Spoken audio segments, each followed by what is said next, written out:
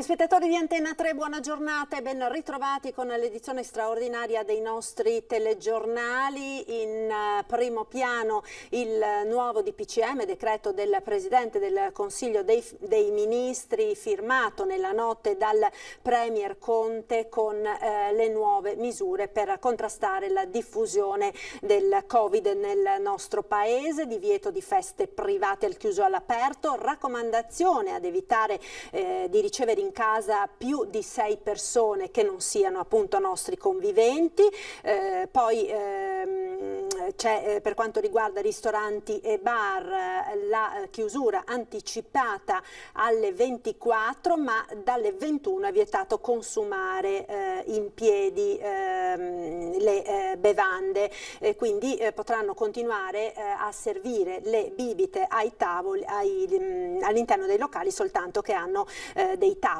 al chiuso o all'aperto. Torna anche il divieto delle gite scolastiche, stop al calcetto o a altri sport di contatto a livello amatoriale. Allora, per parlare di tutte queste misure e dei controlli anche che sono stati disposti dal Viminale, abbiamo in collegamento Skype il sottosegretario al Ministero dell'Interno Achille Variati. Buongiorno sottosegretario, buona giornata, grazie per essere con noi. Allora, ho cercato di riassumere, diciamo, quelle che sono le misure principali contenute all'interno di questo decreto, che non ha mancato insomma di suscitare una discussione molto accesa. Il confronto con le regioni è durato fino a notte fonda, con discussioni anche all'interno della maggioranza.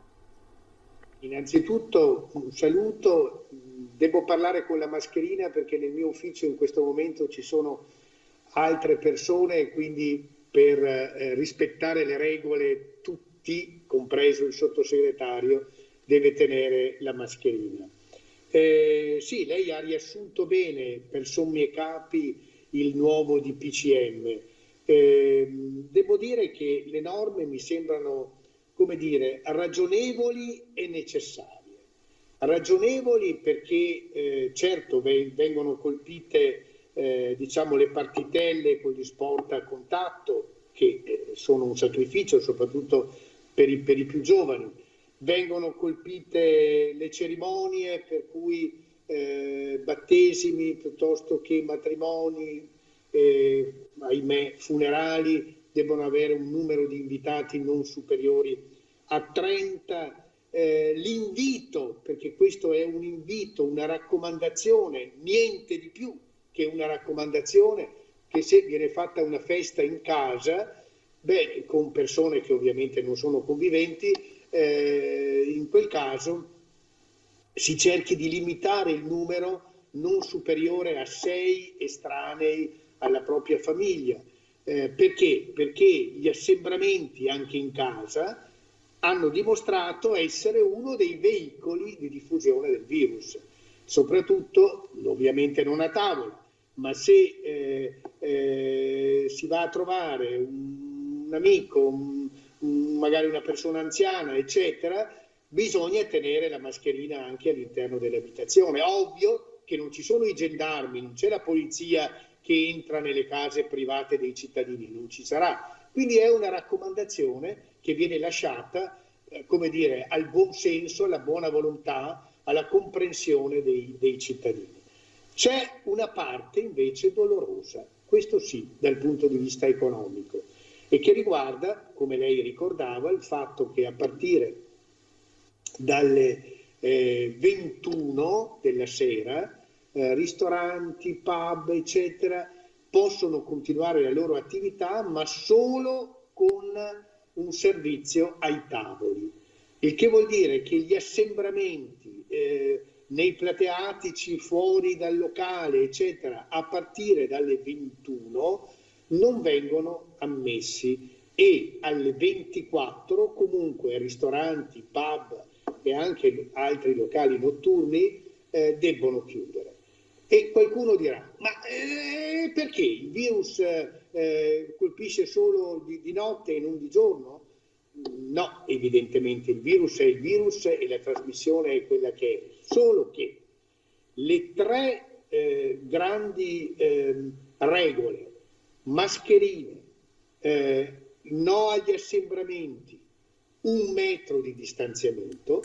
In quasi tutte le relazioni provenienti dalle varie prefetture d'Italia è emerso che nei locali, dopo quelli che non hanno i tavolini prenotati, eccetera, in quei locali purtroppo da una certa ora in poi, quando la massa diventa superiore rispetto alle ore pomeridiane, si cede, c'è un rilassamento, come se ci si dimenticasse del Covid.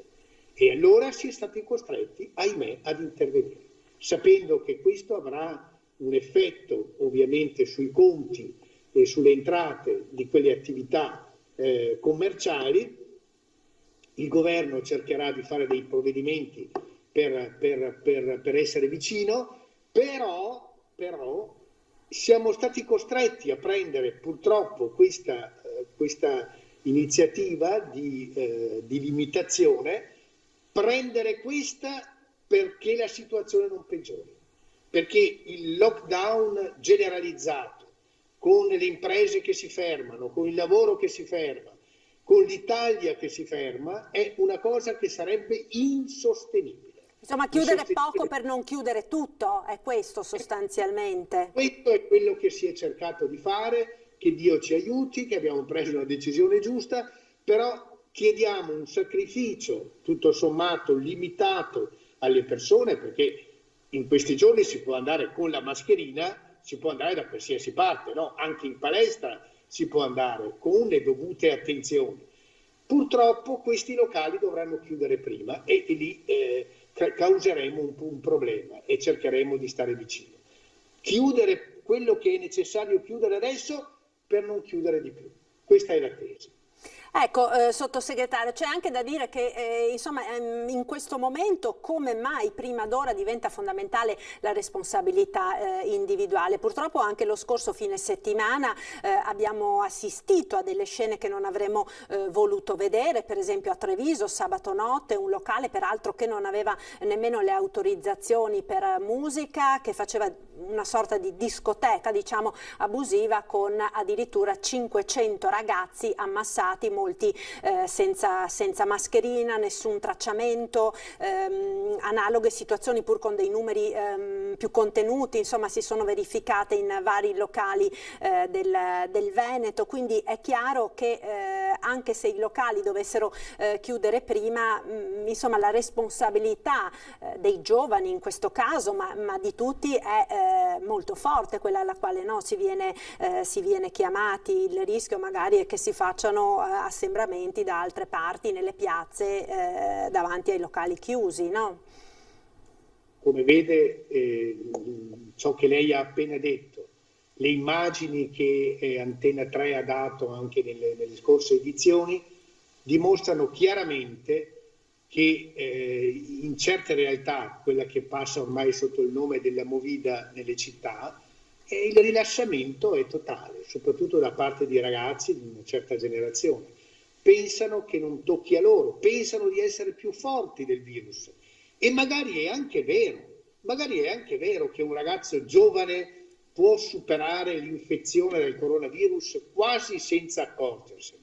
C'è un problema però, che poi quel ragazzo non vive come un marziano da solo, poi torna a casa dai propri genitori, magari vede i propri nonni, ed è lì dove si trasmette il virus all'interno delle case. Magari addirittura poteva andare a trovare il nonno in una casa di riposo, no? E quindi è una situazione molto grave.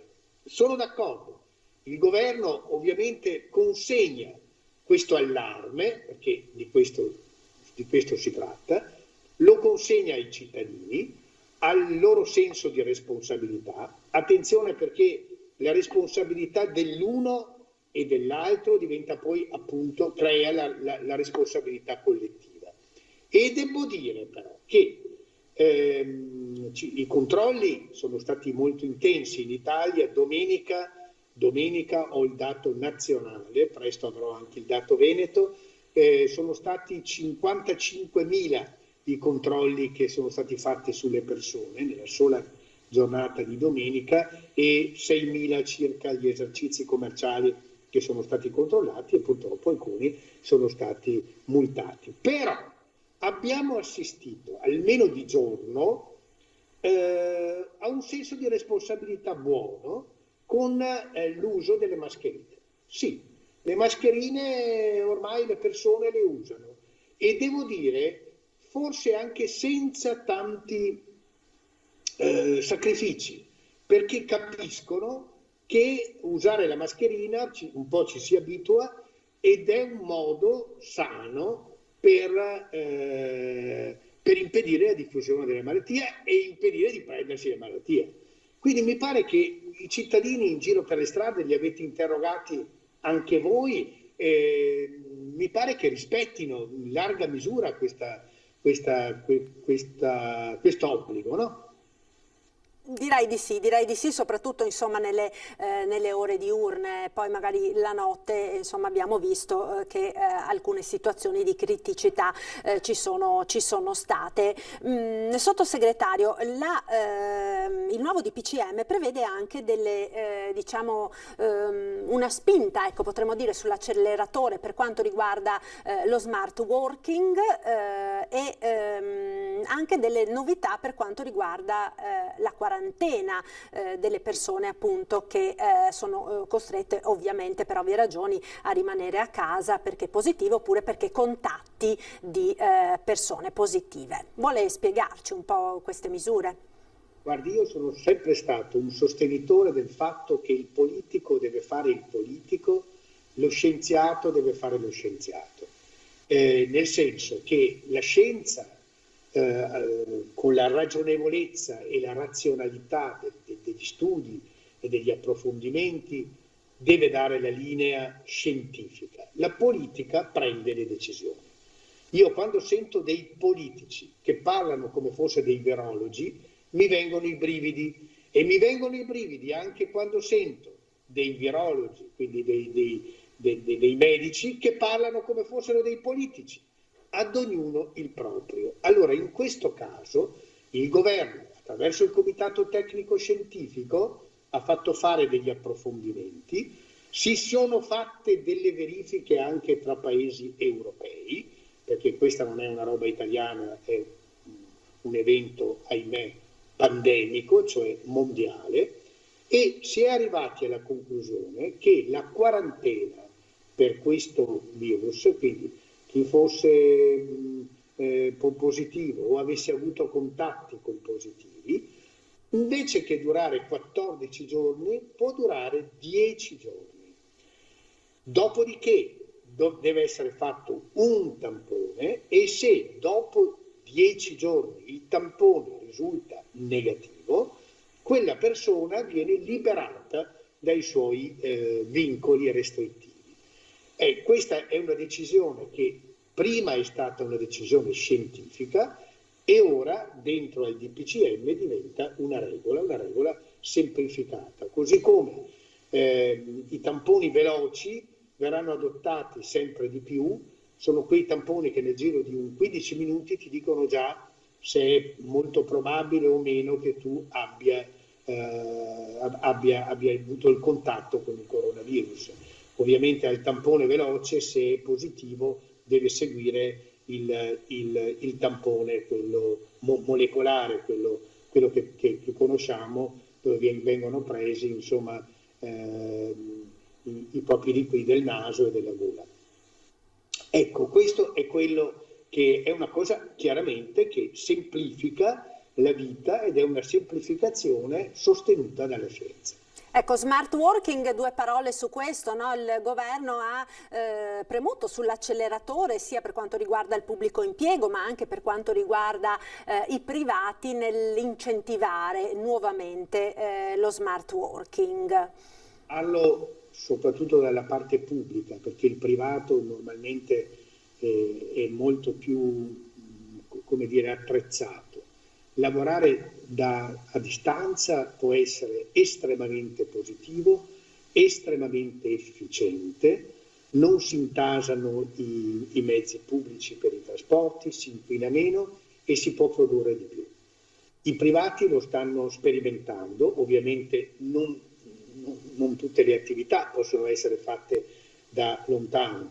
Se uno è in una catena manifatturiera è ovvio che deve essere in fabbrica, perché non può fare quel lavoro da casa, però tanto lavoro si può fare da casa e si può fare meglio che noi in ufficio. Attenzione però, mentre i privati sono ben organizzati, spesso, ahimè, il pubblico non è altrettanto organizzato.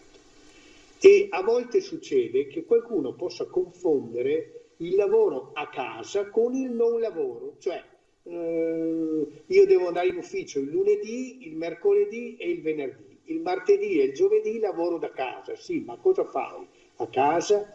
Bisogna mettere tutto un meccanismo anche di controllo, perché è a casa, deve lavorare, non fare bella vita come fosse una vacanza pagata dal contribuente. E comunque garantire anche la stessa efficienza del servizio pubblico nel caso si tratti di lavoratori pubblici. Volevo chiederle, sottosegretario, velocissimi perché abbiamo ancora poco tempo, per quanto riguarda la scuola, lei parlava dell'intasamento dei mezzi pubblici per quanto riguarda appunto i lavoratori. Una delle questioni che è stata sollevata dai governatori ieri sera è stata proprio questa del trasporto pubblico locale, con la richiesta da parte di alcune regioni di ritornare alla didattica a distanza, almeno per le ultime classi delle scuole superiori. Si sta ragionando anche di questo?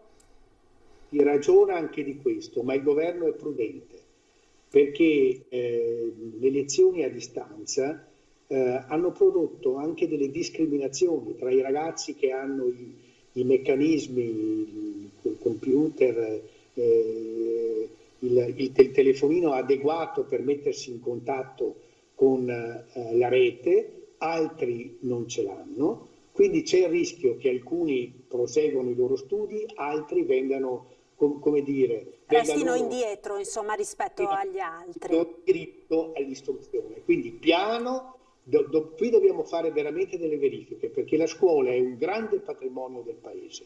Per i trasporti pubblici, attenzione, perché i signori governatori conoscevano i problemi del trasporto pubblico e della necessità di una nuova architettura del trasporto pubblico fin da prima dell'estate, e purtroppo pochi hanno organizzato con le imprese, con le aziende di trasporto pubblico, pochi governatori hanno organizzato un diverso modo, un più efficiente modo di muoversi. Hanno lasciato le cose come stavano, hanno impedito, hanno voluto che nei mezzi fossero riempiti al 100% o all'80%, quindi adesso piano, non facciano i coccodrilli, c'è da fare un lavoro importante sul trasporto pubblico.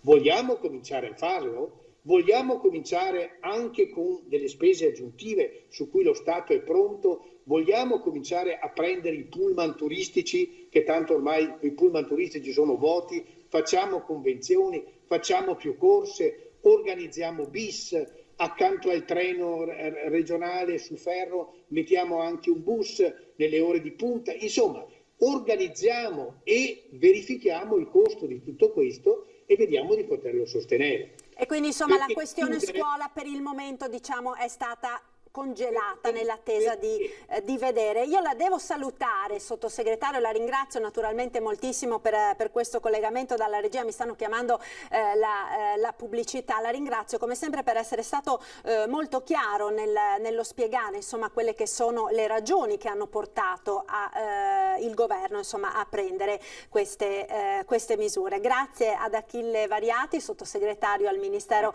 dell'Interno. Linea alla regia ora per qualche istante di pubblicità. A tra poco.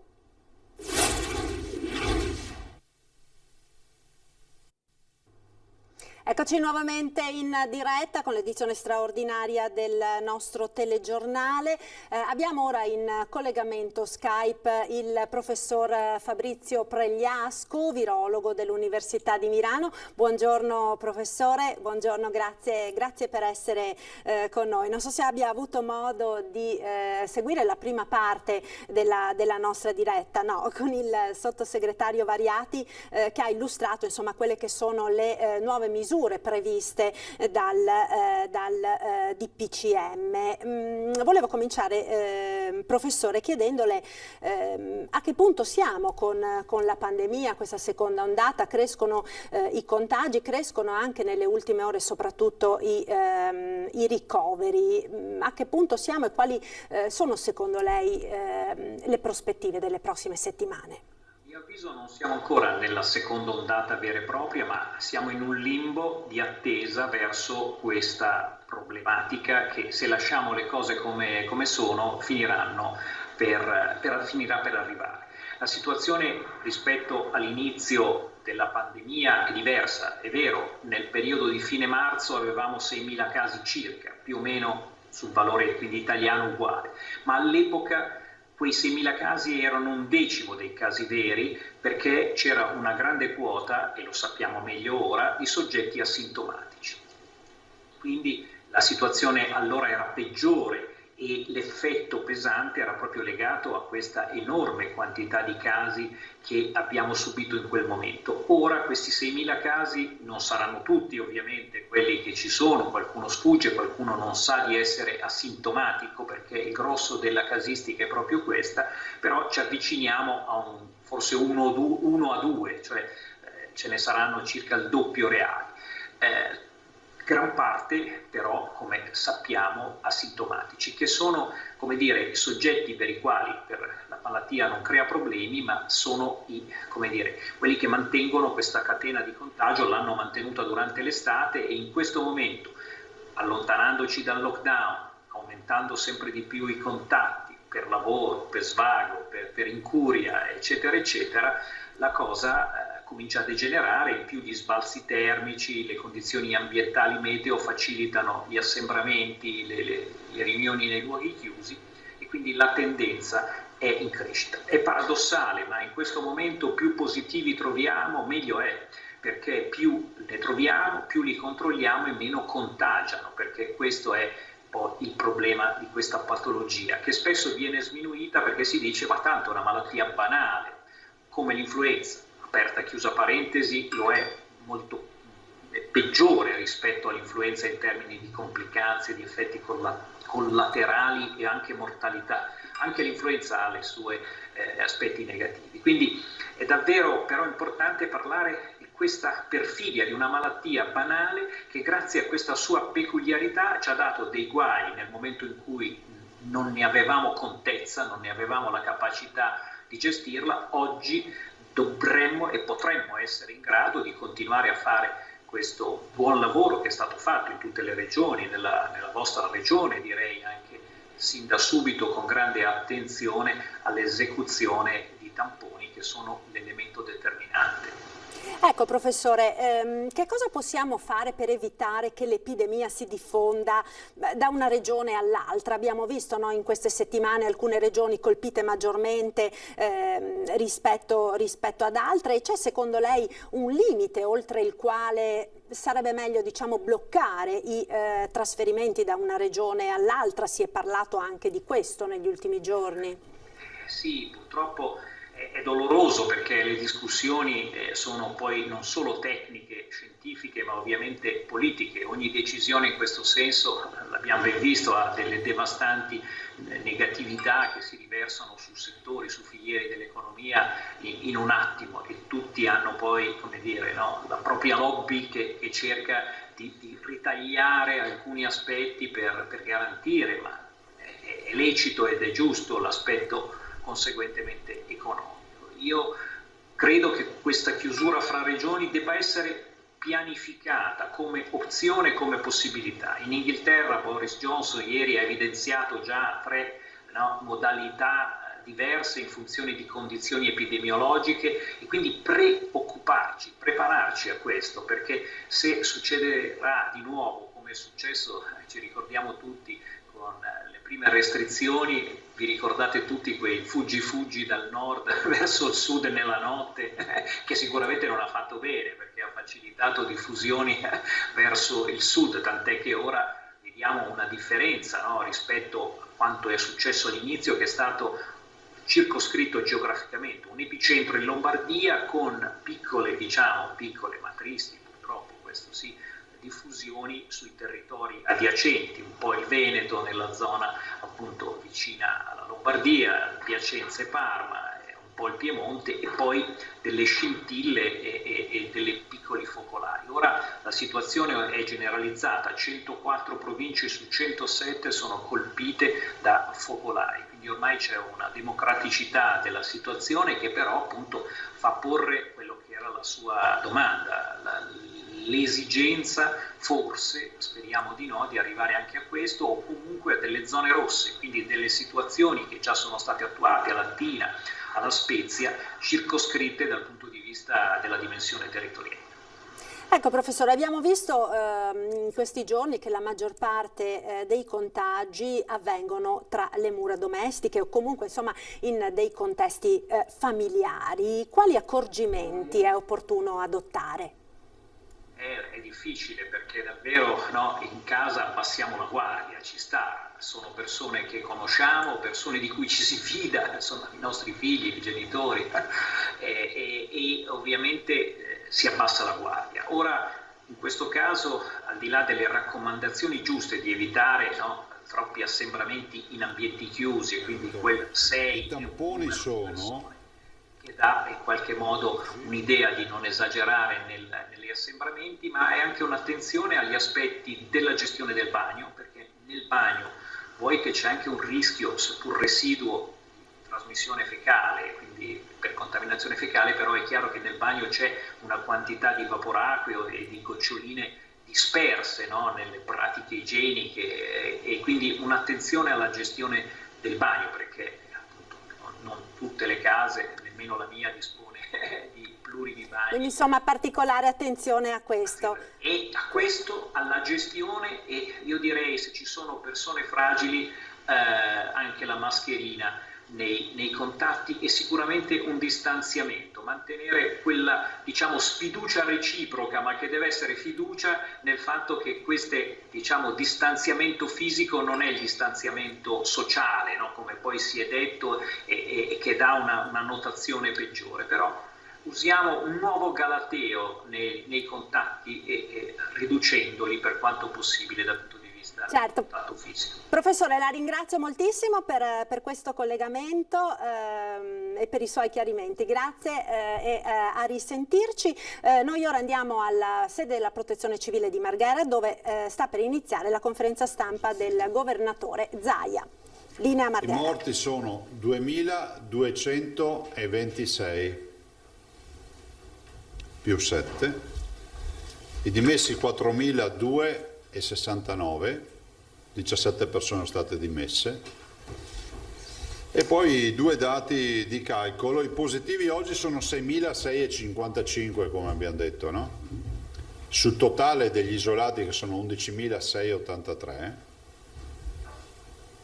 ci dicono che il 56, quasi il 57% degli isolati sono positivi.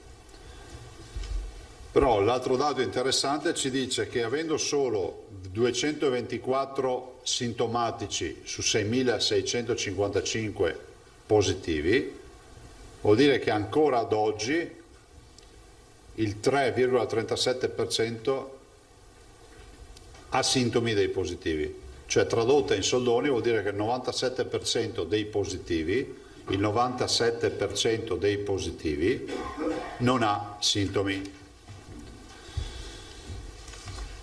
Come lo leggiamo questo bollettino? Sicuramente di un virus che c'è. Negare l'evidenza sarebbe essere dei lazzaroni, dei poco di buono, delle persone scorrette nei confronti dei veneti. Se un veneto esce di casa e pensa di fare il percorso netto senza mascherina e andando a far bisboccia, spritz, feste e altro, rischia di farsi male. Se poi mi venite a dire ma 97 volte su 100 che c'è un contagio, questo contagio non dà malattia, vi dico che è altrettanto vero. Però è che uno non può giocare con la roulette russa e dire 97 volte su 100 non parte proiettile, ma 3 volte su 100 parte proiettile, e quando parte fa danni. Prova ne sia che noi abbiamo 41 persone in terapia intensiva. Non voglio dire che sono 41 irresponsabili, dico che il virus purtroppo 41 persone le ha mandate in terapia intensiva. Chi sono queste persone? Sono dei pazienti che per solo un terzo sono entrati direttamente alla terapia intensiva, anche meno di un terzo, si calcola verosimilmente fate un terzo, sono entrati in ospedale e finiti direttamente in terapia intensiva. Gli altri 2 terzi sono pazienti passati prima per le infettive, per le pneumologie, per le subintensive che hanno avuto bisogno di cure più intensive. Resta quindi il tema che avendo 362 persone ricoverate è inevitabile che tra le 362 persone ricoverate, io mi auguro sempre di no, ma ci sia qualcuno che magari avrà un downgrade, no? Andrà un po' giù di posizione e finirà in terapia intensiva. Dall'altro è anche vero che ne dimettiamo, voi avete un conto, diciamo, avete il numero pulito, ma che è dato da un bilancio tra chi entra e chi esce, c'è un movimento nelle terapie intensive. A volte si caricano i pazienti anche per poche ore o per pochi giorni, semplicemente per stabilizzarli o per avere cure più intensive, altre volte ci restano di più. Vi ricordo sempre che la permanenza nelle terapie intensive media in Veneto è calata rispetto a marzo, ci resta al massimo un paio di settimane, quando prima ci restava veramente molto di più. Anche l'ospedalizzazione è calata. Noi vediamo che abbiamo pazienti che riusciamo in questa fase a dimettere in tempi più celeri rispetto a prima. Sono migliorate le cure, abbiamo contezza di protocolli che sono più efficienti, utilizziamo farmaci efficienti, protocolli di cura efficienti, il plasma iperimmune, insomma tutto quello che voi conoscete. Il virus c'è, abbiamo fatto una lunghissima videoconferenza anche stamattina con i direttori generali, insomma con tutto lo staff della sanità, dal segretario regionale in giù, e vi posso garantire che c'è preoccupazione, ma la preoccupazione oggi non è data dal fatto che abbiamo un'emergenza ospedaliera, anche se ovviamente quando cominci a avere 41 postazioni di terapia intensiva occupate e quando hai 362 letti occupati da un paziente che avresti sperato di non avere mai, che il paziente Covid, capisci che comunque c'è una presenza ospedaliera ormai di questi pazienti. Non c'è emergenza ospedaliera, stiamo ovviamente ancora tenendo bene rispetto a questo, però ovvio che guardiamo avanti, no? È inevitabile. Se mi ritrovo che c'è una curva di crescita, per quanto gestibile e per quanto abbiamo lucidità di poterla gestire in questa fase, è altrettanto vero che noi siamo veneti e guardiamo sempre con l'ottica della programmazione. Allora, nel giro di pochi giorni avremo concluso il nuovo piano di sanità pubblica. È già più di una settimana, 10 giorni che si sta redigendo, e sarà un piano sia di sanità pubblica che per ospedaliero, che io ho voluto che venga redatto con l'ottica del semaforo, no? Semaforo verde, semaforo arancione, semaforo rosso, cioè che abbia degli step, in base agli steps che abbiamo, diciamo agli sbarramenti che abbiamo, sappiamo che misure scatteranno a livello ospedaliero. Sto parlando di ospedali, sto parlando di sanità. In egual misura in questo piano ho chiesto che si incentivi ancora di più un piano scientifico capillare della fase di testing. La fase di test è una fase fondamentale, che è il primo servizio che diamo al cittadino, sul quale noi abbiamo già investito molto, è una fase anche in evoluzione, perché voi vedete siamo partiti da un tampone molecolare che è comunque, come si può dire, una vecchia modalità sempre attuale di test per i virus e non solo, e quindi il tampone molecolare era il PCR, e avete visto che evoluzione, voi l'avete vissuta con me, la nostra evoluzione. Siamo passati dal tampone molecolare e oggi stiamo già parlando di sistemi di autodiagnosi, parliamo di tamponi rapidi, parliamo di tamponi salivari, parliamo di baby tampone, parliamo di tampone salivare molecolare, insomma c'è stata un'evoluzione. Quindi tarare un piano che sia anche molto ricettivo rispetto alle novità. Voi dite, ma cosa vuol dire sta roba? Vuol dire che se tu fai un piano ingessato sul tampone molecolare, finisce che se ti arriva il tampone rapido, sto parlando di una cosa che è accaduta, le modalità cambiano, perché non hai più bisogno di un laboratorio, perché l'analisi la fai in strada o la fai in loco dove fai il tampone, perché la durata per avere l'esito è di massimo 7-8 minuti, perché dopo quei 7-8 minuti che hai il paziente lì in attesa, gli dai anche in mano un pezzo di carta con un esito. Quindi capite che l'organizzazione della macchina cambia, invece prima facevo il tampone, me lo portavo in laboratorio, prima anche adesso si fa così, solo che adesso si usa anche tanto rapido. Grazie al Veneto, ve lo ricordo, in Italia si usa il tampone rapido, l'abbiamo chiesto, io a firma mia ho fatto la domanda di poter validare questa procedura, abbiamo mandato 11.000 casi per dare la validazione, ed è ovviamente, se tu fai solo il molecolare hai un back office molto più importante, perché il laboratorio, analisi, stili la diagnosi e poi la devi inviare a casa o la mandi online al paziente. Ovvio che poi c'è l'ultima frontiera, che è quella del test in autosomministrazione fai da te, per capirci, che io non lo considero, come si può dire, fuori dagli schemi, perché in tutte le patologie, quando c'è stata grande massa critica, grande casistica, si è arrivati naturalmente al test. Ci immaginate che se un diabetico dovesse andare ogni volta a farsi il prelievo del sangue e andare in ospedale a fare la glicemia?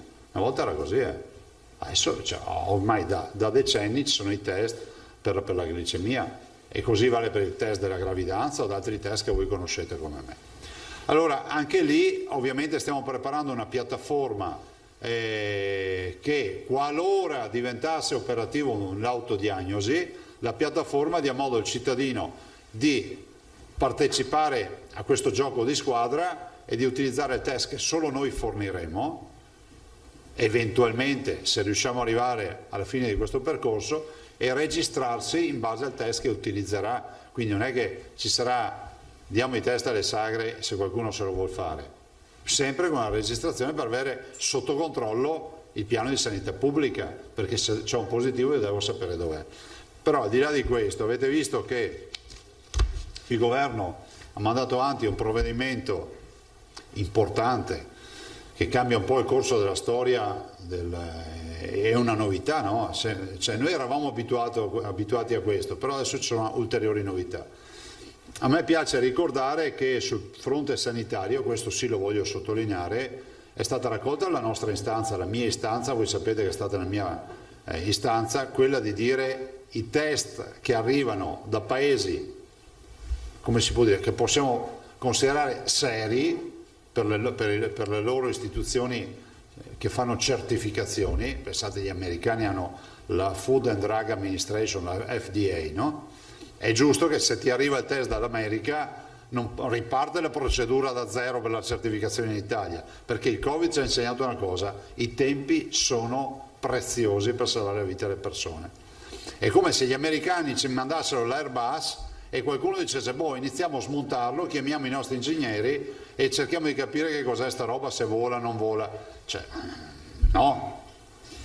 Allora sembra che il ministro abbia recepito questa istanza e che quindi questi test, da quello che è dato a sapere, ormai la conferenza delle regioni stanotte si è tenuta una riunione fino a tardi, fino a mezzanotte, ne abbiamo anche parlato, si va in questa direzione, il che vuol dire che avremmo possibilità di fare ancora più veloce rispetto a test innovativi. Peraltro gli americani hanno già un test in autosomministrazione sul fai da te, ma è bloccato, cioè se lo fanno solo loro. Al momento, dalle informazioni che abbiamo, noi non riusciamo a importarne, perché poi, ma non perché siano degli egoisti, perché poi capite che sono numeri e quindi bisogna produrli.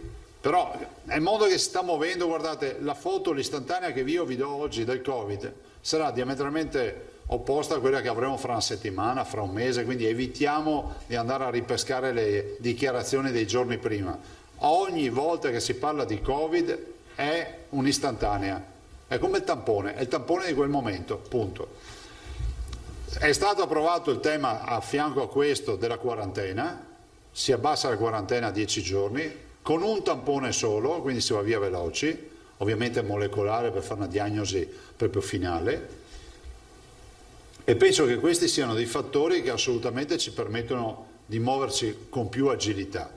Dopodiché avete visto che è stato approvato, dopo vi lascio la parola per le domande, questo DPCM nottetempo. Noi ci siamo riuniti oggettivamente ieri sera, c'è stata una cabina di regia alle 5 del pomeriggio con il rappresentante delle regioni, cioè Bonaccini e c'era anche Fontana e poi il presidente della Sicilia, poi UPI, ANCI eccetera. Poi noi ci siamo con il governo, poi noi ci siamo riuniti dopo questo incontro per un incontro tra presidenti di regione per fare le osservazioni, perché ci hanno mandato il testo. Vedo con dispiacere che di fatto di osservazioni non sono state colte, spero che si metta a mano perché c'è il tema, vi dico mi spiace anche dire, non è una banalità, cioè è una roba che riguarda uno dei passaggi magari più importanti della vita di una persona, cioè i matrimoni. I matrimoni, ne viene fuori una norma, noi chiedevamo ad esempio di fare una norma di salvaguardia, cioè chi ha organizzato il matrimonio per sabato e domenica prossima, che avrà organizzato già da mesi, come fai a dirgli che devono essere al massimo in 30 al matrimonio? Io spero che ci siano delle note interpretative, che si faccia qualcosa, i famosi 30 ospiti, che poi saranno di meno di quelli che magari andranno alla cerimonia religiosa o civile, perché ci possono entrare più persone. Noi chiedevamo un minimo di buon senso e soprattutto pensare che dietro a queste norme del DPCM ci sono attività economiche. Io capisco la necessità e la comprendo fino in fondo della preoccupazione per la salute dei cittadini, però la salute è anche lavoro per i cittadini.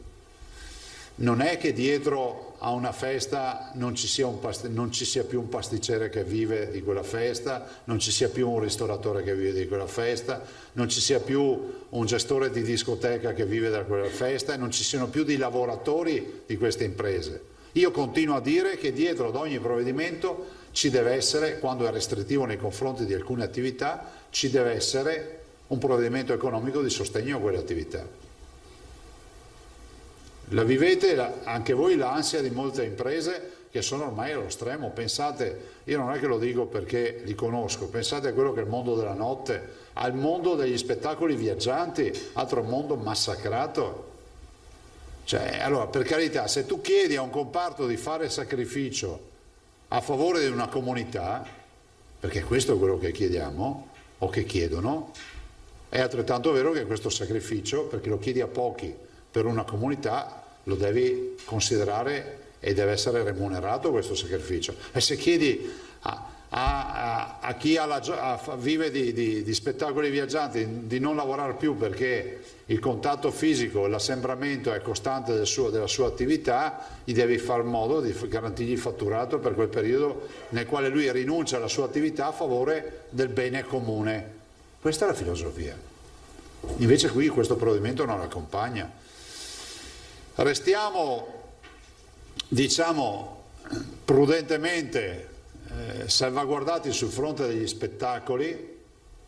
Voi sapete che è confermato teatri e quant'altro, all'aperto massimo 1000 persone con i distanziamenti eccetera, ha chiuso fino a 700 con i distanziamenti previsti. Il modello Arena di Verona ormai come è chiamato, vi ricordate, noi siamo stati i primi ad adottare il discorso del un posto sì, un posto no.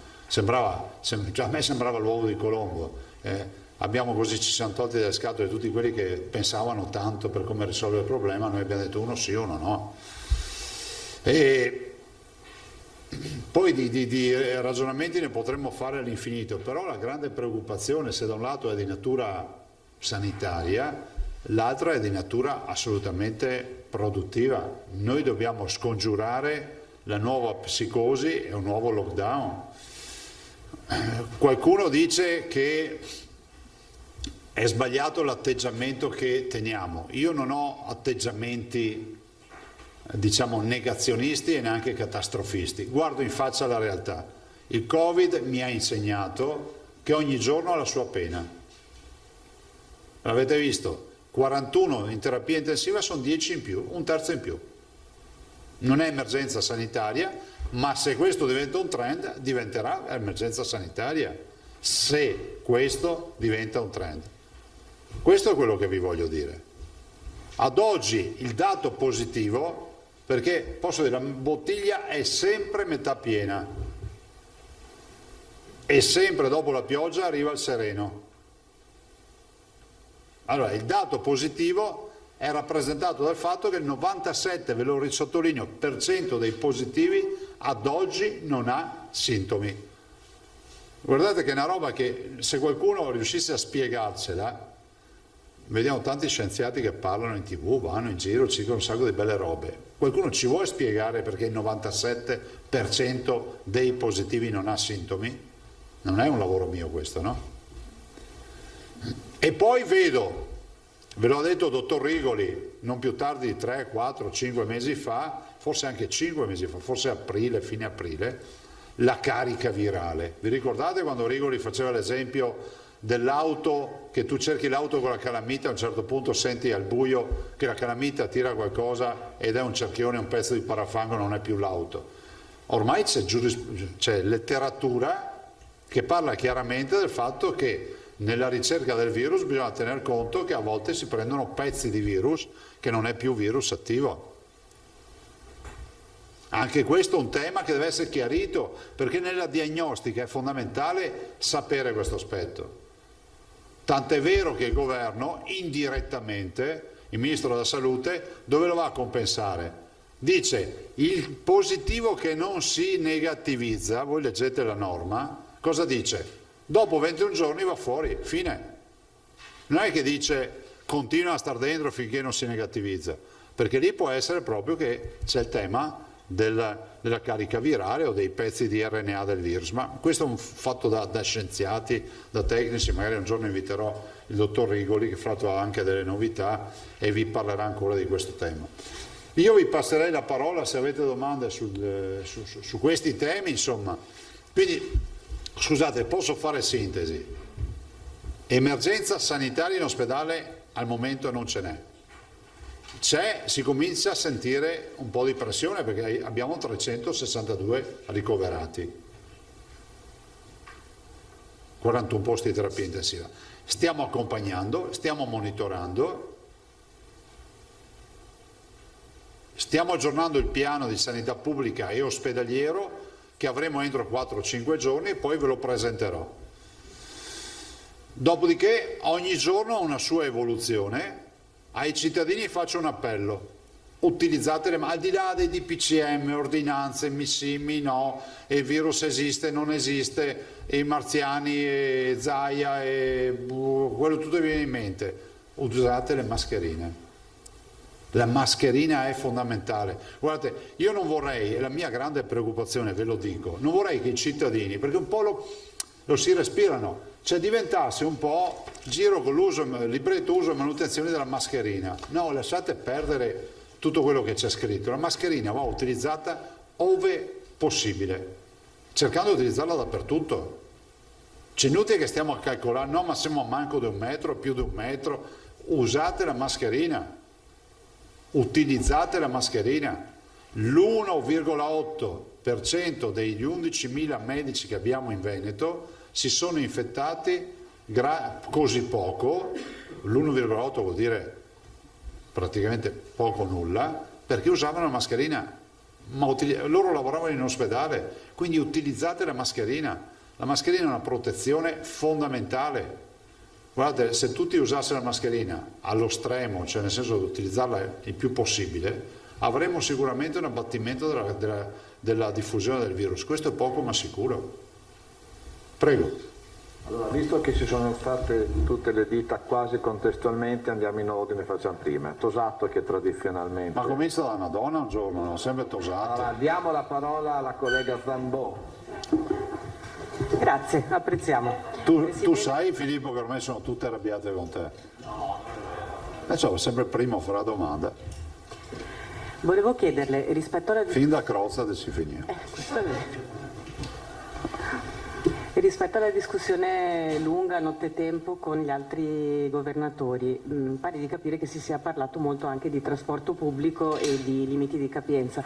Ci spiega un po' meglio la posizione che pare di capire abbia preso anche lei sul a mali estremi arriviamo alla didattica a distanza per gli studenti delle scuole superiori se non ci sarà consentito mitigare il limite. Aggiungo anche la seconda domanda, se ci spiega qualcosa di più sulla sua posizione rispetto ai fondi del MES. Lei diceva devono essere aggiuntivi rispetto a quelli che arrivano dallo Stato per il Veneto, non sostitutivi. C'è poca chiarezza, ci spiega un po' cosa vi Ma guardate, allora, le due cose. Chi deve decidere l'accesso o meno ai fondi del MES non sono i governatori ma il governo. Io continuo a vedere dibattito all'interno del governo tra le componenti, le due componenti che governano questo paese, e vedo anche oggi dibattito di qualcuno che dice no, ma non li prendiamo, ma facciamo diversamente, altri dicono sì. Insomma, penso che stiano maturando una decisione in un verso o nell'altro, ma che sta durando mesi questa riflessione. Ipotizziamo che decidano di portarli a casa questi soldi, questa è la vera domanda da fare a un governatore, e alzino il telefono, mai sentiti fino ad ora, ma neanche per i 209 miliardi del Next Generation EU, no? Del Recovery Fund, mai sentiti neanche per quello, e ci dicano guardi, a lei spetta dei 37 miliardi, le spetta tot. Io dico bene, cioè, a voi risulta che noi veneti con tutti i soldi che diamo a Roma glieli lasciamo? No, però ho detto solo una cosa, che non si utilizzino fondi comunitari per coprire altre partite, perché sennò diventa un gioco della coperta corta, non la tiri da tutte le parti, gliela fai vedere a tutti sta coperta, ma alla fine resta sempre un plaid, cioè non è una coperta per molte persone. Quindi questo io dico. Invece rispetto alla scuola, la questione, sveliamo un piccolo segreto che ormai lo sanno tutti, l'ho posta io, anche perché è un po' un fuori tema, non c'entra niente col DPCM, che sia chiaro, non era elemento di discussione in DPCM. Però se è pur vero che in futuro potrebbero diventare, sottolineo bene, in futuro potrebbero diventare i problemi gli assembramenti, problematici gli assembramenti, non possiamo non vedere quello che sta accadendo nel trasporto pubblico. Non voglio generalizzare, ma insomma qualche foto l'abbiamo vista tutti, no? Allora, alla luce di questo, siccome non ci hanno ascoltato rispetto alle modifiche che avevamo proposto, siccome non ci sono risorse aggiuntive per riuscire, quantomeno sufficienti, per riuscire a triplicare il servizio, siccome tutte le robe che sapete voi, io ho posto una questione, ho detto non varrebbe la pena di cominciare a fare un ragionamento su didattica a distanza, magari per gli ultimi anni nei quali le famiglie non sono in difficoltà ad avere un figlio o una figlia di 17-18 anni a casa che si fa la didattica a distanza, il che non vuol dire che significa spegnere l'interruttore per gli ultimi anni delle superiori, no, potrebbe essere che opportunamente attrezzati, ma come al solito il sistema Veneto devi pensarci prima, attrezzarti prima per farlo, adesso siamo ancora in un momento nel quale possiamo pensarci, che si possa fare in maniera alternata, che so, un giorno alla settimana a casa in didattica a distanza. Voi avete un'idea di cosa pesa sulla contabilità dei trasporti? Sono 707.000 i giovani che vanno a scuola. Allora considerate che abbiamo dalla scuola dell'infanzia 0,6 fino alla quinta superiore, cioè capite che se cominciamo a prendere le ultime 2 classi, le ultime 3 classi, facciamo didattica a distanza, che so, un giorno alla settimana, 2 giorni o una settimana sì e 3 no vanno a scuola eccetera, capite che si toglie tanta pressione ai trasporti. Allora, è inutile che diciamo che tutto il servizio pubblico può andare in smart working e poi far finta di non vedere che questi ragazzi debbono avere mezzi di trasporto che non sono oggettivamente poco affollati. Questo ho detto, non è un'imposizione, ma è solo un elemento di discussione. Non mi sembra che sia una posizione arrogante, non mi sembra che sia irrispettosa nei confronti di qualcuno, è semplicemente un contributo di vogliamo ragionarci. Leggo che il ministro Azzolina dice non se ne parla, ok, segnatevi la data e tutto, vedremo, se le cose dovessero peggiorare magari poi ci ritroviamo le scuole chiuse, cosa volete che vi dica? Cioè, io ho semplicemente portato questo contributo che non considero da fuori di testa, insomma ne abbiamo viste di peggio. Penso che una modulazione, soprattutto senza mettere in difficoltà le famiglie, potrebbe coinvolgere diciamo, gli ultimi anni, che sono assolutamente rappresentati da ragazzi che sono autonomi nella loro vita, insomma 16, 17, 18 anni, non venitemi a dire che se c'è la mattina alla settimana che uno si fa didattica a distanza, se la fa stando a casa, salta il mondo. E qualcuno ha detto non ci sono più relazioni sociali. Io non ho detto questo, io tifo perché si vada a scuola, però dico cercate, eccolo qui il senso del discorso, cercate di pensarci, cercate di capire che prima di andare a chiudere tutto forse non valga la pena di essere pronti magari a alternare casa-scuola per alcune fasce d'età, per alcuni giorni, senza togliere a chiunque la possibilità di andare a scuola. Quindi a scuola si continua ad andare. Se volete un po' un metodo ottimizzatore, non una visione ottimizzatrice del processo, no? Cioè tu vai, quando trovi una roba incasinata, dici io farei così in modo tale che il processo funzioni meglio. Allora, ricominciamo il giro, Tosato, poi si prepara Malavasi. Buongiorno Presidente. Ciao. Pare di capire che sul fronte del piano della sanità pubblica si vada ad una riattivazione dei Covid Center, magari una riattivazione precauzionale.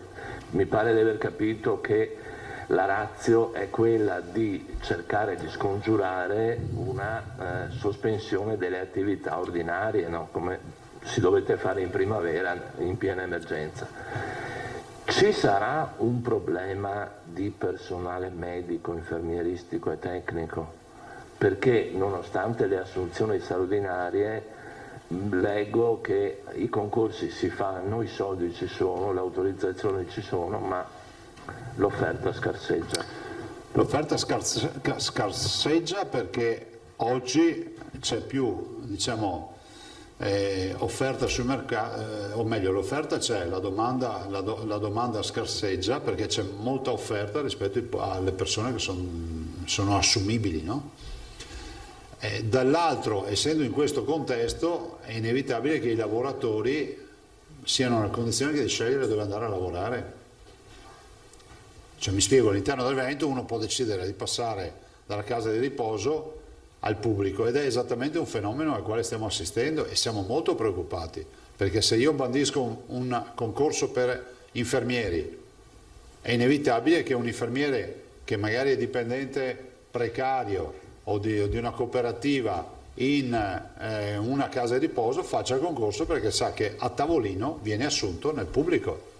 Quindi c'è anche un fenomeno di migrazione che veramente rischia di mettersi in difficoltà. Quindi considerate le case di riposo, le RSA e le IPA non sono poche, sono 300 in Veneto, hanno 30.000 ospiti e altrettanti lavoratori. Quindi in generale il problema lo sentiamo.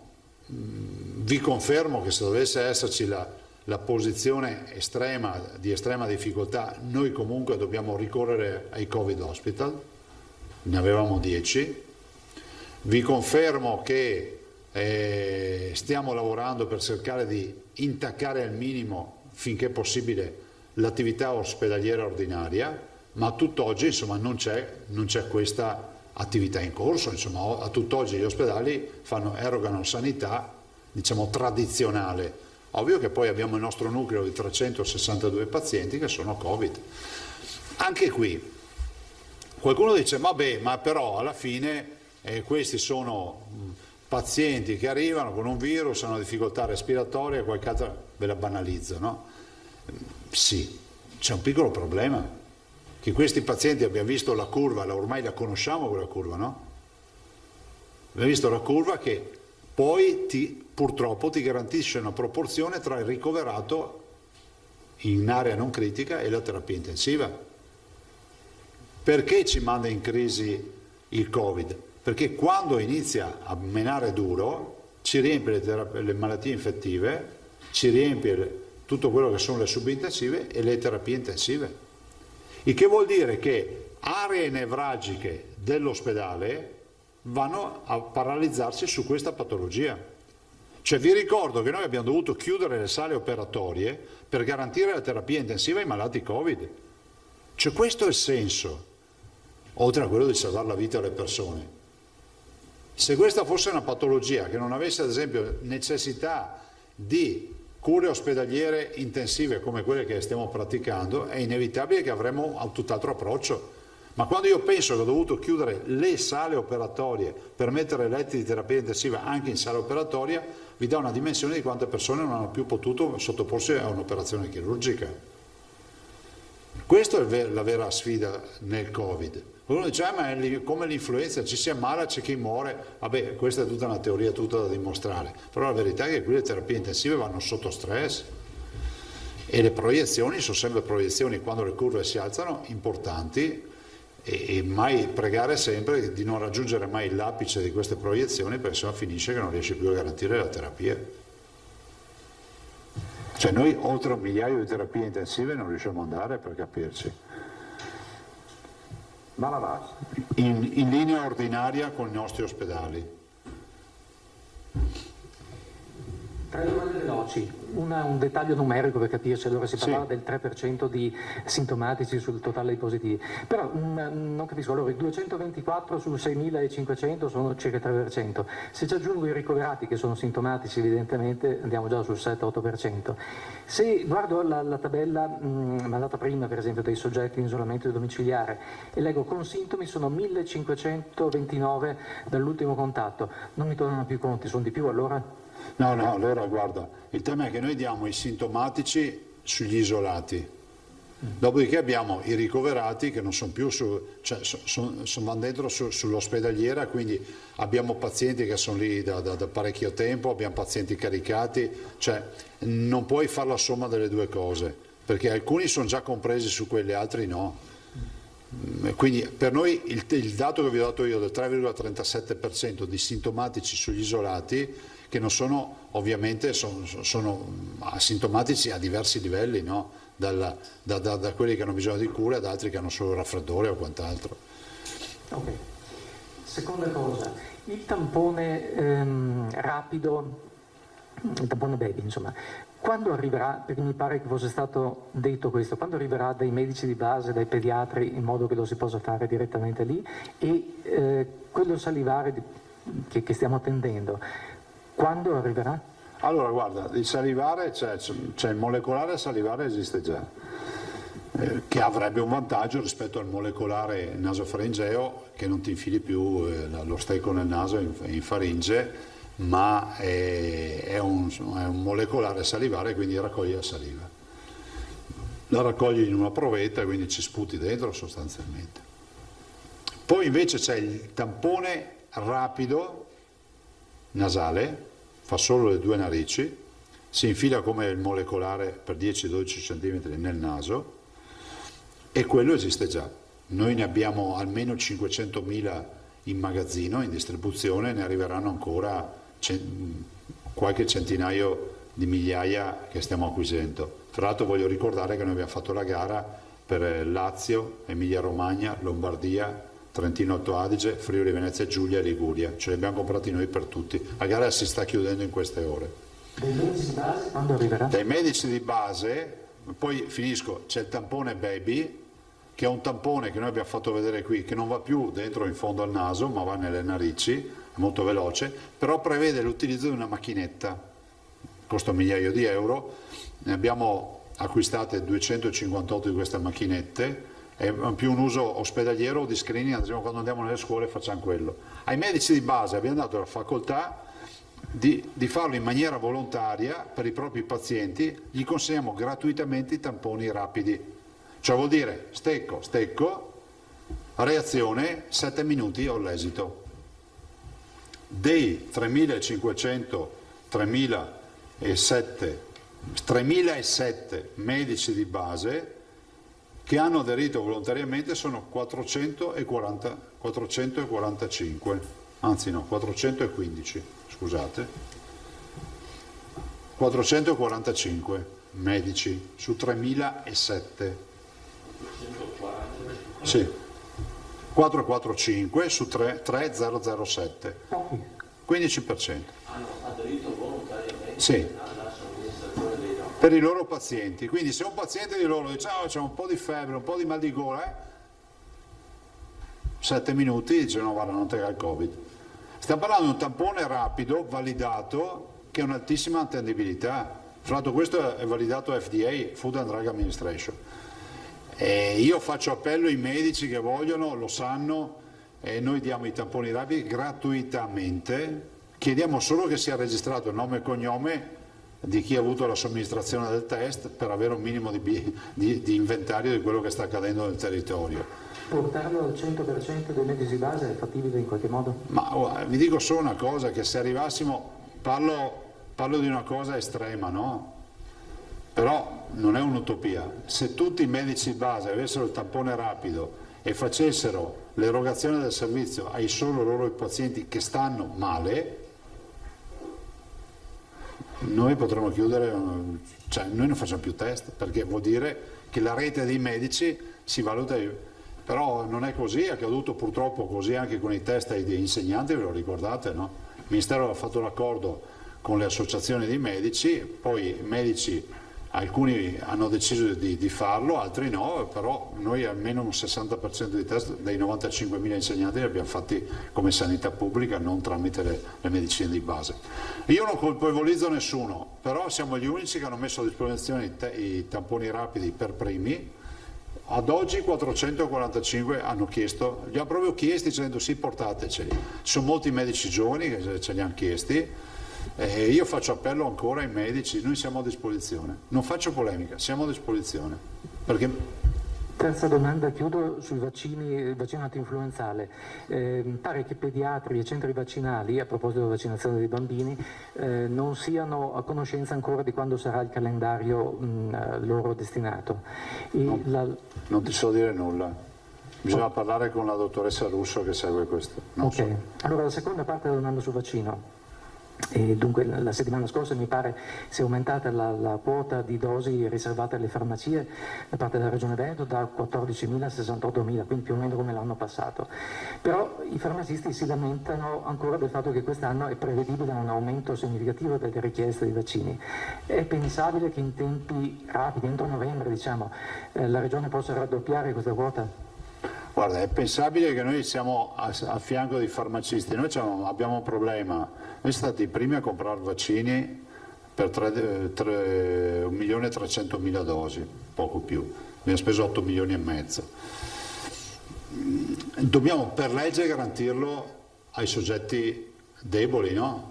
Ai soggetti deboli, ai soggetti a rischio, o meglio le fasce d'età a rischio, gli over 60 e coloro che ad esempio non so, gli operatori della sanità, insomma c'è tutta una lista di categorie stabilite per legge. Ovvio è che non bastano per tutti. In Italia il vaccino ce ne vorrebbe ancora, lo sapete che c'è la discussione sul fatto di recuperare ancora vaccini. Noi capiamo le farmacie che sono elemento fondamentale per l'erogazione della sanità pubblica, però in questa fase questo è quello che riusciamo a fare. Se poi arriva ancora scorte, ovvio che le distribuiamo. Però non è un atto figuratevi, cioè io sarei felice che i farmacisti fossero pieni di vaccini e quindi danno modo anche di vaccinarsi ai cittadini che magari non sono nelle fasce, diciamo, identificate, le fasce di età o sociali identificate dalla legge. Però questo è il limite che abbiamo. Mi pare che possano eseguire i vaccini. No, però possono vedere i vaccini. Giacomuzzo. Buongiorno Presidente. Ciao. Lei parlava prima di osservazioni che ha fatto come Regione. La conferenza delle regioni, ve le do dopo. Grazie. Tra queste c'è quella di un'attenzione particolare alle attività economiche, quindi dei provvedimenti che possono aiutare. Che feedback ha ricevuto dal governo a questa richiesta? Al momento nessuno. Zero? No, nel DPCM non c'è scritto nulla. Sì, ma pensavo fuori off the record che ci allora, fosse qualche... io sono entrato in modalità Covid, no? Polemiche non ne faccio. Dico che è fondamentale pensare che se chiediamo sacrificio a un comparto produttivo a favore del bene comune è giusto che questo comparto sia aiutato. Non voglio fare sempre il solito esempio, abbiamo l'esempio delle discoteche e degli spettacoli viaggianti che sono quelli stati più massacrati. No, dopo non parlo dei comparti turistici, di quello che è successo nel turismo, che avete dato voi la notizia, no? 6 turisti su 10 non si sono presentati all'appello quest'anno, vuol dire avere bilanci col 70% in meno. Quindi sono comparti, insomma, che hanno assolutamente pagato un duro scotto. E sul test di Fai da te c'è molta attesa. Quali sono gli step che state facendo, a parte allora la piattaforma che si sta realizzando dal punto di vista informatico, ma poi ci sono autorizzazioni e altre cose da fare? Ah beh certo, noi guardate, Quali punti? Guardate, il test in autosomministrazione è una realtà in alcune comunità internazionali. Io ho fatto l'esempio, no? Se cercassimo il cancro al colon, in un'operazione di screening non è che possiamo fare le colonscopie a tutti i cittadini, ma facciamo la ricerca del sangue occulto, se ci pensate. Allora, il test di screening che cerca l'antigene è uno screening sociale. Dopodiché quelli che hanno la positività li andrei a verificare verso i falsi positivi, ci può essere qualcosa che dà indicazioni sbagliate. Però se noi non arriviamo a questi livelli, continuiamo a ragionare con l'ottica di dire invece di fare l'esame del sangue a tutti facciamo l'attacco direttamente, cioè, se noi facciamo così non ne veniamo più fuori, l'abbiamo visto, cioè la capacità di fare tamponi quella è. Cioè, guardate, anche stamattina vedevo i dati, noi sul fronte del test rapido oggi siamo in grado di fare 10.000 tamponi al giorno, cioè, organizzati come siamo, e siamo molto organizzati, noi non andiamo sulla stampa nazionale per le code, per i casini, c'è qualche coda, ma insomma comprensibile, incentiveremo ancora di più. Poi il fattore limitante del personale è tanto, pensate che noi calcoliamo 4 minuti per fare un test rapido, ma si dice inserisci reazione, però bisogna non distrarsi, non avere il cittadino che magari si agita e non si fa fare il tampone al naso, bisogna avere che quello che riesce a capire che deve fermarsi al punto giusto al drive-in, che non passa via, dopo gli dice dai via, torna indietro, tutti tornano. Io l'ho vista queste scene, però in teoria se tutti fossero perfetti, formati e tutto, 4 minuti, una catena di montaggio diventa, no? Però non è così. Gli operatori hanno anche poi le variabili umane che è giusto che ci siano, punto. Quindi anche lì abbiamo un fattore limitato. Guarda, il fattore umano, cioè non è una macchina quella che fa il tampone, cioè, quindi il fattore umano pesa tantissimo. La collega del Nuovo Terraglio. Sì, buongiorno. Presidente.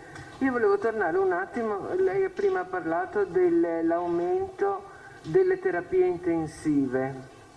Anche sì, se il numero di per sé sembra a noi contenuto, e poi volevo appunto che spiegasse il perché invece non è così da quello che ha detto lei, e poi questi 33 positivi su 41, cioè com'è che arrivano ad essere lo stesso in terapia intensiva ma negativi? Ecco, questo volevo chiedere. Allora, intanto perché nel processo di ricovero ci sono dei pazienti che mantengono la patologia, cioè che se uno che fa una polmonite ha comunque la sua polmonite da curare e magari nel frattempo il virus poi se ne va, si negativizza, ma gli resta la polmonite, quindi gli resta l'infezione batterica e tutto quello che è virale, insomma tutto quello che è. E quindi i negativizzati sono ex positivi che sono ancora in ospedale perché hanno patologia poi da curare. Dall'altro noi guardiamo con attenzione i dati perché se da 30 passiamo a 41 è più 30%, vi ricordo, no? Sono 10 in più, su 30 è il 30% a spanne. Quindi se il 30% diventa una costante di crescita, capite che è esponenziale. Allora dobbiamo monitorare i dati. 41 non sono un problema gestionale in questo momento, non sono un problema gestionale. Noi abbiamo 464 terapie intensive, le possiamo portare tranquillamente a 1 migliaio, tranquillamente vuol dire paralizzare tutta la sanità, ma le possiamo portare a 1 migliaio per salvare la vita a 1000 persone. Perché quando tu vai in terapia intensiva, lo vorrei spiegare a quelli che dicono che in terapia intensiva ammazziamo le persone, se non è la terapia intensiva il paziente muore in corsia o muore da qualche altra parte, perché la terapia intensiva serve per salvare la vita alle persone, punto. Quindi Per noi adesso è fondamentale controllare le curve, i trend e tutto quello che ne consegue. Grazie. Prego. Marchiori. Sì, Presidente, buongiorno. 2 domande. La prima riguarda i tamponi in autosomministrazione. Non lo so se voi abbiate ancora delineato, deciso qualora saranno disponibili, eccetera, però volevo capire, una persona va lì, lo prende, effettua il test e poi lo deve dire a qualcuno l'esito, perché lei prima ha fatto sulla l'esempio... piattaforma che stiamo costruendo. Perché sennò a quel punto... Sì, sì. Ma poi c'è un fatto di senso civico, Ilaria. Sì, ma non tutti ce l'hanno, lo sappiamo. Ho capito, ma vi faccio un'altra domanda. Se tu sei positivo e la sanità pubblica ti dice mettiti in quarantena e poi continui ad andare fuori a far bisboccia, andare in giro al ristorante, è un fatto di senso civico. Sì, ma sappiamo che c'è chi l'ha fatto, per cui... Ho capito. No, ci sono anche i braccialetti volendo, ma se mi tiro fuori i braccialetti vi fuori a casino. No. Evito di parlarmi perché ce li hanno proposti a tutti i braccialetti, che sia chiaro. No, volevo capire se allora una persona poteva... Un braccialetto che c'è... No, un braccialetto che... No, è un braccialetto che dà parametri biologici, ti dà la temperatura, ti dà un sacco di roba, quindi per la biosorveglianza eccezionale.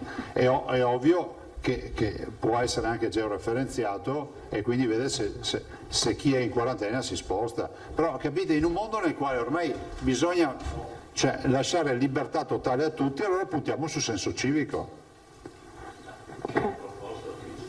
Nel senso che alla sanità viene proposta, ma è una delle migliaia di cose che ti propongono, l'app da avere, ma guarda che il braccialetto ha il senso dell'immune se ci pensi, no? Comunque ti georeferenzia. Ok, l'altra domanda invece, volevo chiedere un commento sul caso del primario dell'ospedale di Belluno che era positivo e ha continuato... Guarda, ho letto, dico la verità, il titolo del giornale. Stamattina la riunione è stata incentrata su fatti operativi, non ho neanche chiesto al dottor Rasi, mi informerò, non ne so nulla. Non è previsto un incontro per discutere della cosa? No, da me no. Okay. Non ne so nulla, nel senso che ho letto, guardate, abbiamo 3.000, penso che ho letto, se è così, ci metto il condizionale, è un fatto grave, però non ne so nulla. Quindi evitate di farmi esprimere considerazioni su fatti che non conosco. Prima di dare la parola alla Prigioni, rassicuro la collega Zambò, non parliamo del braccialetto elettronico, vero? Per gli arresti domiciliari. Ecco. No. Giusto per chiarire, no. Ecco. No. Antonella Prigioni. Buongiorno Presidente, qual è il profilo di coloro che finiscono ricoverati o in terapia intensiva, non so, età, patologie? Ma guarda, sull'età comunque siamo sempre su persone, a parte i casi che confermano le eccezioni che poi magari confermano la norma. Abbiamo anziani, questo è vero. Abbiamo persone che magari sono adulti, diciamo che possiamo dire che abbiamo comorbilità, nel senso molti hanno già altre patologie, ma il che non vuol dire, guardate, io a volte leggo dei commenti che fanno venire i brividi, non è che uno perché ha un'altra patologia è obbligato a morire, vorrei ricordare che un diabetico può farsi benissimo la sua vita, se la gode fino in fondo. Non è perché è diabetico, aveva un'altra patologia. Non vorrei che qualcuno pensasse, poi c'è anche l'infartuato che arriva in terapia intensiva e poi si scopre che ha anche Covid, ma quella è un'altra storia. Ma ci sono a volte comorbidità, patologie che non sono assolutamente invalidanti o mortali, che però sommate a tutta questa catena del contagio possono diventare esplosive, no? Nel senso che, pensate, un'insufficienza renale oggi si gestisce, o una cardiopatia oggi si gestisce, i cittadini hanno aspettative di vita e qualità della vita, ma se ci sommi Covid e il resto, capite che poi diventa problematico. Penultima domanda, Navarro, poi il collega chiuderà. Buongiorno Presidente, due cose. Ciao. Ciao. Intanto se ha sentito il mondo dello sport, riferimento a tutte le questioni relative al... No, perché per noi resta uguale, nel senso che avendo noi fatto il provvedimento che scade il 15 di ottobre, che vale per le attività sportive 1000 posti all'aperto ovviamente con i distanziamenti e tutte robe, e il 200 è chiuso, con tutta, scusa, il 700 è chiuso con tutto il tema dei distanziamenti, vedi partite di pallacanestro o altro, noi ricadiamo nell'ambito di quelle regioni che hanno, come si dice, che hanno fatto un provvedimento e quindi vengono graziate del fatto che comunque hanno un provvedimento in piedi. Il vero tema qui resta in piedi, che l'efficacia giuridica del DPCM è immediata, per cui immaginate sui matrimoni cosa ne uscirà.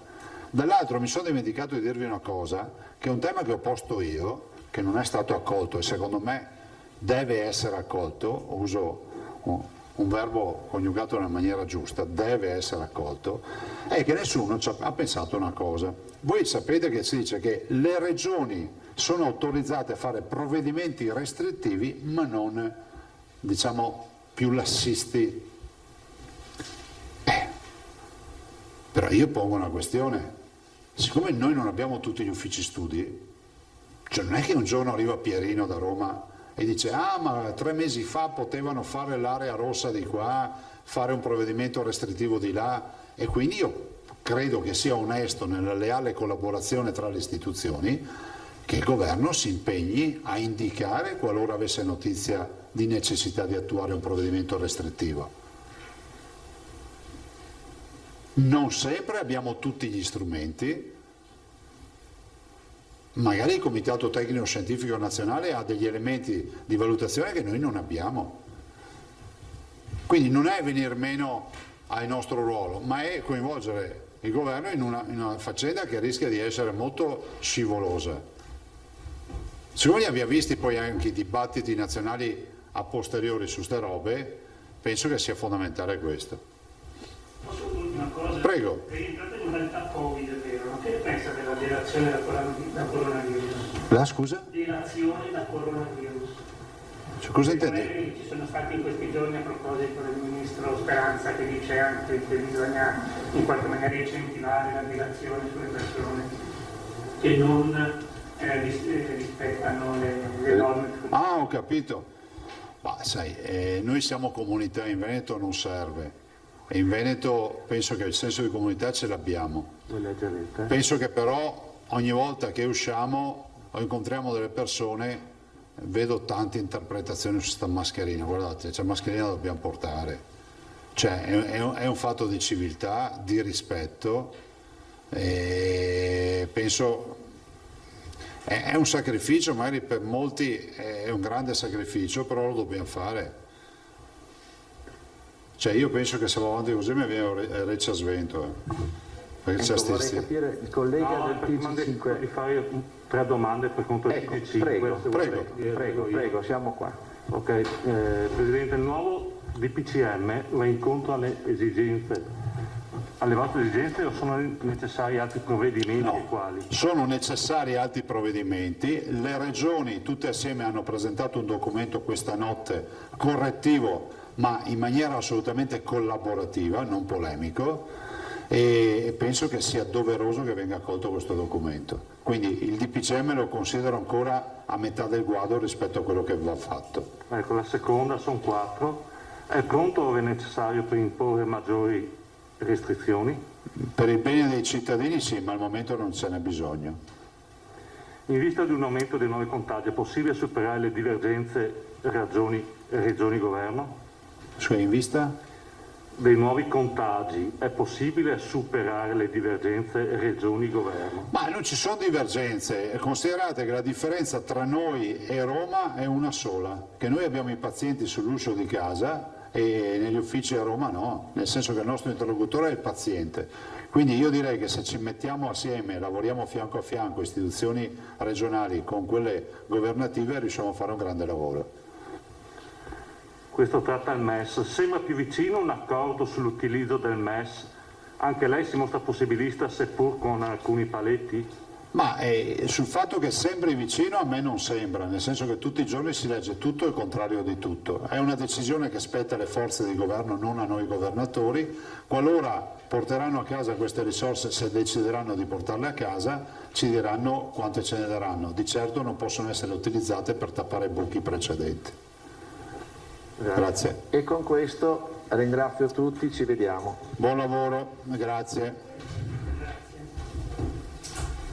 Eccoci, allora siamo nuovamente in studio, in diretta. Avete sentito la conferenza stampa del governatore Zaia che ha fatto il punto sulle misure prese dal governo con il nuovo DPCM ed ha fornito quelli che sono i numeri dell'andamento dell'epidemia da Covid nel nostro territorio. Riepiloghiamo velocemente i dati con l'ausilio anche della grafica della tabella. Allora, vediamo, sono 254 i nuovi positivi in Veneto da ieri sera a questa mattina. Se magari la regia manda in onda il report dell'azienda Zero riusciamo ad avere un collegamento migliore. È nel PC? No, non mi sentono evidentemente. Allora abbiamo 254 nuovi positivi che sommati ai 231 di ieri fanno 485 positivi in totale, nuovi positivi in Veneto. Il numero di ricoverati cresce, sono 362, ma ha sottolineato il presidente della regione Zaia quello che sta preoccupando maggiormente in queste ore è l'aumento dei ricoverati in terapia intensiva. Sono infatti 41 con un balzo quindi di 10 nel giro di pochi giorni, che significa appunto un più 30%. È chiaro, appunto, ha detto il governatore Zaia, che se questo trend dovesse continuare, naturalmente la situazione diventerebbe sicuramente più critica. Naturalmente tutti ci auspichiamo che questo non accada. Significativo anche il numero dei deceduti nella nostra regione, che sono 7 in più nelle ultime 24 ore per un totale di 2226. Ha sottolineato la Presidente della regione che il numero di asintomatici che vengono riscontrati è molto elevato, il 97%, quindi hanno sintomi soltanto il 3,37% degli isolati. Questo ci ha tenuto a precisare appunto il governatore. Il numero invece la percentuale insomma dei ricoverati va a parte, quindi sul complessivo totale ovviamente la percentuale è diversa, ma è quasi impossibile fare questo calcolo poiché magari i ricoverati sono appunto in ospedale da parecchio tempo. Allora, dicevamo di quelle che sono le principali misure previste dal DPCM anti-Covid che è stato firmato questa notte dal governo. Divieto di feste private al chiuso e all'aperto, raccomandazione ad evitare di ricevere in casa più di 6 persone con le quali non si conviva. Questa, diciamo, è la novità principale di questo decreto del Presidente del Consiglio che è stato firmato nella notte, che sarà in vigore per i prossimi 30 giorni. Novità anche per quanto riguarda bar e ristoranti, che dovranno chiudere alle 24, ma dalle 21 è vietato consumare in piedi, quindi potranno continuare a servire i clienti solo i locali con tavoli al chiuso o all'aperto. Torna poi il divieto per le gite scolastiche per quanto riguarda le scuole, e poi entra in vigore lo stop al calcetto e agli altri sport di contatto a livello amatoriale. Queste quindi sono le le principali novità contenute nel nuovo decreto. La vera sfida, ha detto poco fa il ministro Gualtieri, è contenere il virus per limitare le ricadute, quindi chiudere un po' per evitare di dover chiudere tutto. Questa in sostanza la filosofia che è stata seguita e che ci ha spiegato anche nella prima parte della nostra diretta il sottosegretario alla Presidenza del Consiglio dei Ministri Achille Variati. Vedo intanto che abbiamo già in collegamento il nostro prossimo ospite, che è Filippo Segato, segretario dell'APPE, l'associazione provinciale pubblici esercizi di Padova. Buongiorno Segato, grazie per essere con noi. Allora abbiamo sentito insomma quelle che sono le novità per quanto riguarda appunto in particolare insomma bar, ristoranti, pub eccetera. Che cosa ne pensate? Era già nell'aria, insomma se ne parlava da diversi giorni, ora con la firma è realtà. Certo, buongiorno a lei, buongiorno a tutti gli spettatori. Effettivamente è da almeno una settimana che si parla di questo nuovo DPCM che avrebbe dovuto introdurre delle novità, così cosa che effettivamente è poi accaduta, e con particolari riflessi sulle attività di somministrazione di alimenti e bevande, quindi come diceva lei giustamente, bar, ristoranti, pasticcerie, gelaterie, pizzerie, locali serali e notturni, senza tralasciare le discoteche, che ricordo è una tipologia di attività che è da febbraio praticamente che è chiusa, tranne una piccola parentesi estiva fino più o meno a Ferragosto per le attività all'aperto.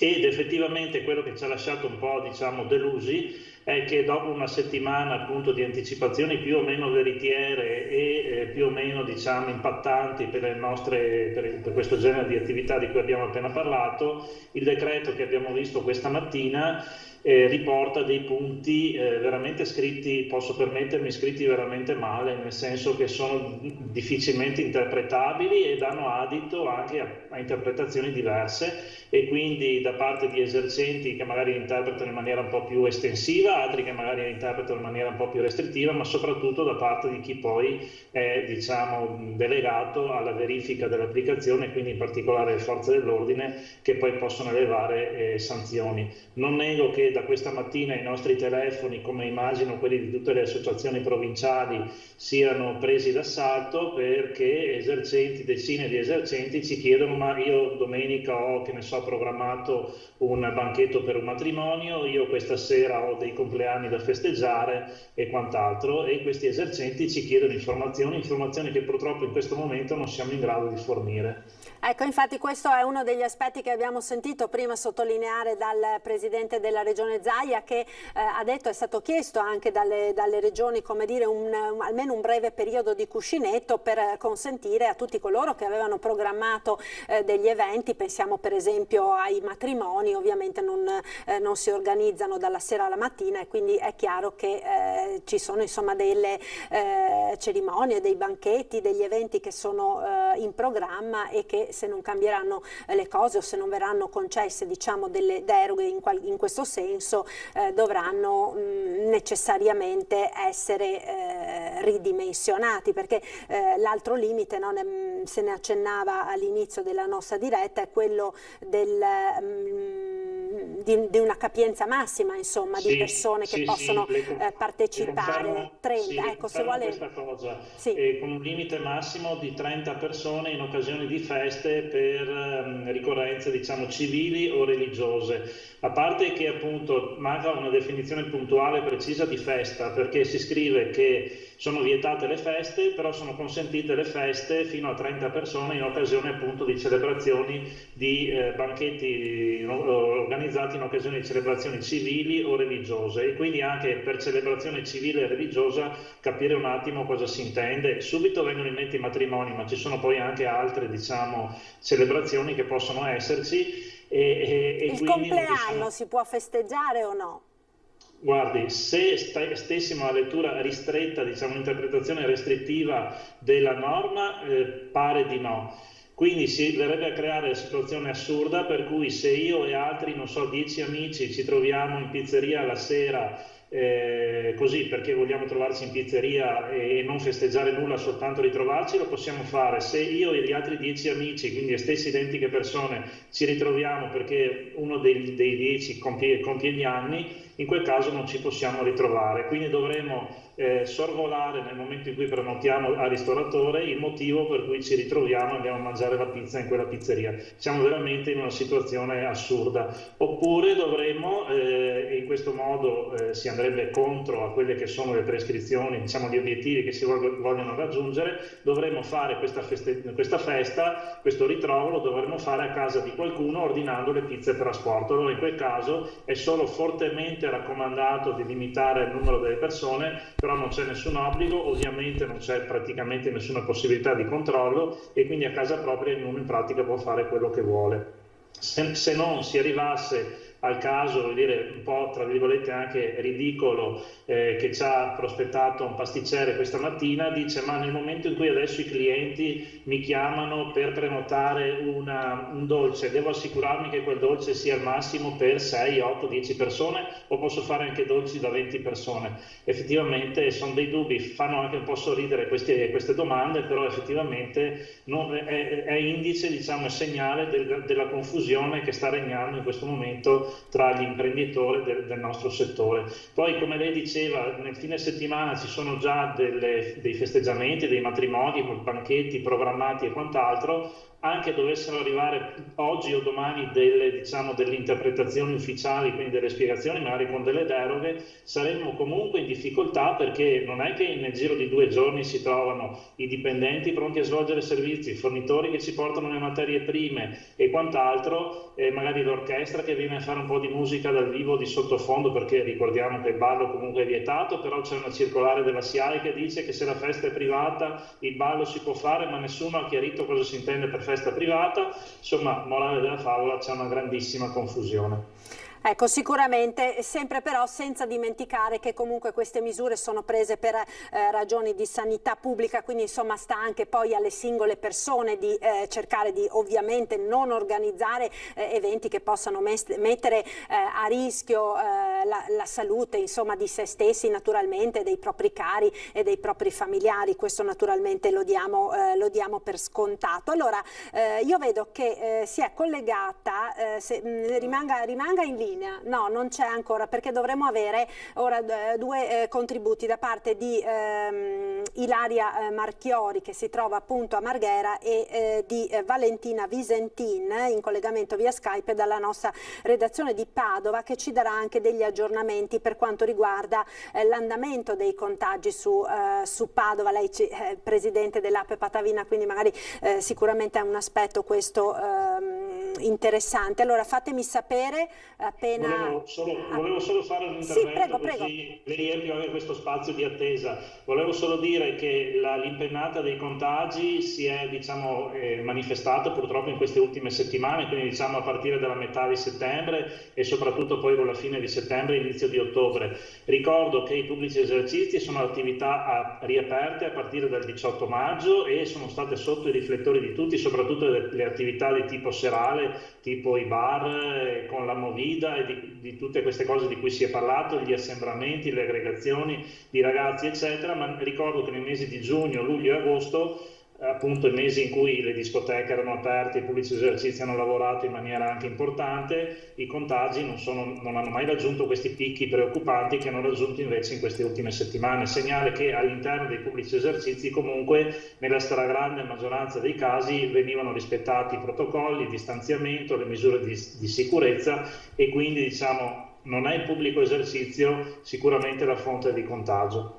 Certo, sicuramente, anche se bisogna dire che effettivamente nelle ultime ore, nell'ultimo fine settimana ci sono state anche delle situazioni particolarmente gravi che si sono verificate anche nel nostro territorio, anche nel nostro Veneto, a Treviso per esempio, con quella festa addirittura con 500 ragazzi in un locale che peraltro non aveva le autorizzazioni, quindi insomma ci sono state anche delle criticità che devono in qualche maniera senz'altro essere affrontate. Allora Segatto, rimanga un attimo collegato, perché mi segnalano dalla regia che abbiamo ora Ilaria Marchiori in diretta dalla sede della Protezione Civile di Venezia. Ilaria, ti vedo, buongiorno.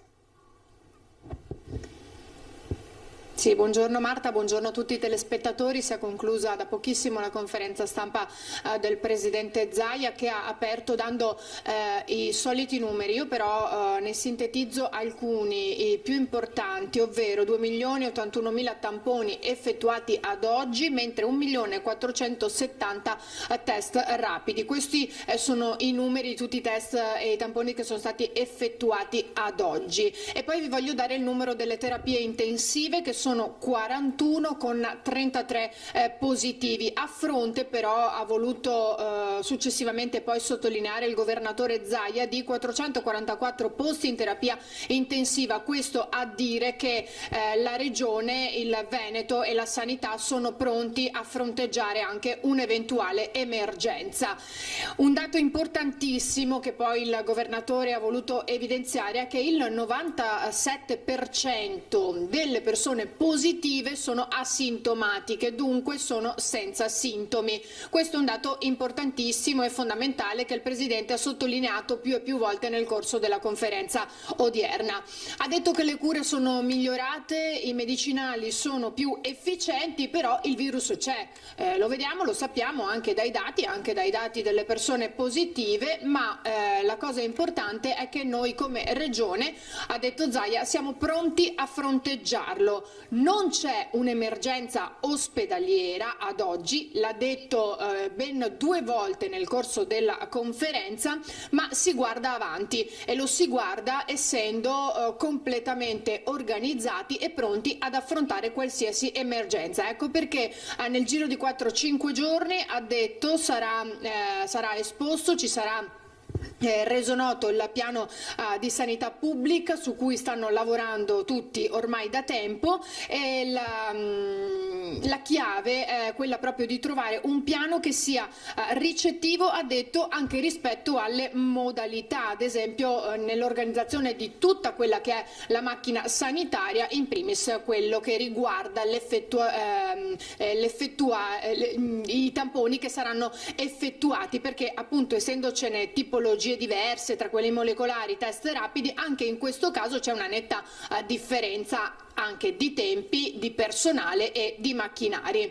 Sappiamo che questa notte c'è stata la conferenza delle regioni, da cui insomma sono emerse varie cose, tra cui quelle che sappiamo già, che sono state illustrate anche nel corso della nostra diretta da voi in studio, che saranno commentate, dei contenuti del DPCM. Una di queste è il fatto che si abbassano i giorni di quarantena e vengono portati a 10 e basterà un solo tampone. Però il governatore, a proposito di questo incontro, di questa conferenza con le regioni, ha voluto evidenziare un aspetto, o meglio si chiedeva un po' di buonsenso, ha detto, per quanto riguarda determinate disposizioni che sono state date, e invece lui dice che questo buonsenso non l'ha proprio visto, ad esempio quello che riguarda le presenze alle feste come i matrimoni con un massimo di 30 persone. Lui ha detto: se c'è un matrimonio fissato tra 2 settimane, e naturalmente è stato fissato molto tempo prima, c'è chi adesso si troverà in difficoltà non solo con gli invitati ma con tutto l'indotto, cioè con quanto c'è attorno, e qui ha puntato nuovamente il dito sul fatto che non ci siano disposizioni di tutela per le attività produttive, perché anche intorno a un festeggiamento, a una festa, a un evento come a un matrimonio ci sono moltissime persone che vi lavorano, dai pasticceri al catering, le stesse location in cui fare poi il rinfresco, la festa e i ristoranti, per cui lui ha detto che deve assolutamente esserci un provvedimento in tal senso, un provvedimento economico a sostegno delle attività produttive che si stanno trovando in difficoltà, che si troveranno in difficoltà e che, come sappiamo, si sono trovate in difficoltà nei mesi passati. Ha voluto evidenziare anche una nota per quanto riguarda il mondo della notte, degli spettacoli viaggianti, che sono stati massacrati non solo in questi mesi ma anche da questo provvedimento, proprio perché non se ne parla, non vengono in qualche modo tutelati. Dunque ha detto: sì, è vero che c'è preoccupazione da 2 punti di vista, quella sanitaria lo sappiamo e per quanto riguarda la Regione Veneto si sta fronteggiando, però ha detto che poi un'altra grande preoccupazione è quella produttiva. Se ne è parlato tantissimo anche durante il lockdown, quando si pensava a riaprire o quando si stava chiudendo, e in tutti quei mesi, ma ora il problema delle attività produttive e di alcune in particolari va fronteggiato. Bisogna pensarci, ha detto, non possiamo pensare solo ed esclusivamente all'emergenza sanitaria, ma anche a questo, perché altrimenti il Paese rischia di andare a rotoli. Ha voluto dire che ribadire che il dato positivo del 97% di positivi asintomatici è un buonissimo segnale, ricordando quanto avevamo detto, non so se lo ricorderete, ma una conferenza stampa di alcuni mesi fa insieme al dottor Rigoli della carica virale, perché ci sono ancora casi in cui delle persone risultano positive ma in realtà non lo sono più. Questo perché? Perché ci sono dei pezzetti di virus che si trovano ancora magari nella parte alta della gola, come era stato specificato proprio quel giorno in quella conferenza, e quindi quelli possono far risultare positivo il test quando invece la persona si è già negativizzata. Dunque anche la carica virale è un aspetto molto importante che non va sottovalutato e va preso assolutamente in considerazione. Dopodiché ha fatto ancora una volta l'appello a tutti i cittadini: portate le mascherine, portatele in tutti i luoghi in cui ce ne sia bisogno, portatele costantemente, perché sono fondamentali per proteggere se stessi e anche gli altri. Questo è un appello che il governatore non smetterà mai di fare, probabilmente proprio perché è importantissimo che tutti i cittadini si rendano conto dell'importanza dell'utilizzo delle mascherine. Ha ricordato come infatti l'1,8% dei medici che si sono infettati, dunque un numero molto basso, è perché indossavano la mascherina e quindi erano protetti e tutelati. Si è parlato ancora di trasporto pubblico, perché naturalmente si sta parlando molto di trasporto pubblico, soprattutto da quando è ripartita un po' la vita normale, se così la vogliamo definire. In particolare sono state riaperte le scuole. Allora il Presidente ha proposto una soluzione che potrebbe e forse dovrebbe anche essere presa in considerazione, ovvero che riguarda gli ultimi anni di scuola, quindi le scuole superiori, quelle in cui i ragazzi sono autonomi e non hanno più bisogno di essere aiutati dai genitori, come invece può essere nel caso dei bambini che frequentano le scuole elementari, che hanno bisogno costante comunque di avere una figura accanto. Per quanto riguarda invece scuole superiori, gli ultimi anni in cui possono appunto essere autonomi, proporre queste lezioni alternate, una settimana sì, una no, in modo che con questa modalità anche i mezzi pubblici possano essere meno pieni e non si rischi non si arrivi a chiudere ancora una volta le scuole, come potrebbe succedere se aumentassero i casi esponenzialmente. Potrebbe essere questa un'ottima soluzione. Non verrebbe intaccata nemmeno la socialità, come ha detto il Presidente, perché facendo una settimana sì e una no, oppure 3 giorni sì e 3 no, potrebbero comunque continuare a frequentare la scuola. In questo modo però i mezzi pubblici sarebbero più liberi e quindi ci sarebbero meno probabilità di contagio. Questo è molto importante, anche se sappiamo che alcune scuole lo stanno già facendo, non solo in altre regioni ma proprio anche nella nostra, queste lezioni alternate. Ecco, forse sarebbe una proposta da tenere in considerazione proprio a livello nazionale. Infine ha fatto un appello ai medici perché accettino di effettuare i tamponi rapidi, medici e pediatri, proprio perché sarebbe importante anche poi per evitare code, per evitare movimenti. Uno può recarsi dal proprio medico di base, effettua il tampone e poi da lì se ne conoscerà l'esito. Questi in sintesi sono i punti principali toccati oggi dal governatore Zaia, per cui se non ci sono altre domande io restituisco la linea allo studio. Grazie mille Ilaria, buon lavoro naturalmente per le prossime ore. Allora noi ritorniamo. Grazie Ilaria, noi ritorniamo allora a con Filippo Segato, segretario dell'APPE, l'Associazione Provinciale Pubblici Esercizi di Padova. Ha sentito, no, il governatore Zaia ha fortemente caldeggiato anche un equo indennizzo per tutte quelle imprese, in modo particolare appunto nel vostro settore, che in seguito a queste nuove restrizioni si vedranno costrette ad avere necessariamente, insomma, delle perdite di fatturato. In questo senso, diciamo, le vostre richieste quali sono?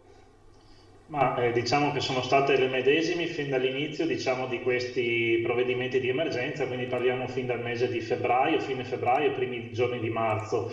Un indennizzo che consenta non soltanto alle imprese di sopravvivere, ma anche che consenta loro di mantenere i posti di lavoro, soprattutto perché ricordiamo che dietro a un pubblico esercizio, che può essere un piccolo bar, ma può essere anche un grande ristorante, ci sono in media quasi 5 lavoratori dipendenti, quindi per ogni bar, per ogni pizzeria, per ogni ristorante che chiude, sono decine e decine di famiglie che rimangono senza un livello reddituale adeguato. Poi, per carità, ci sono tutti gli incentivi, gli ammortizzatori sociali, la NASPI, quant'altro, però abbiamo il sentore purtroppo che, stanti così scarsi le risorse messe a disposizione della categoria dei pubblici esercizi, nel momento in cui ci sarà la possibilità di tornare a licenziare i propri lavoratori dipendenti, molti esercenti purtroppo saranno costretti a farlo, pena, diciamo, il rischio veramente del fallimento della loro attività.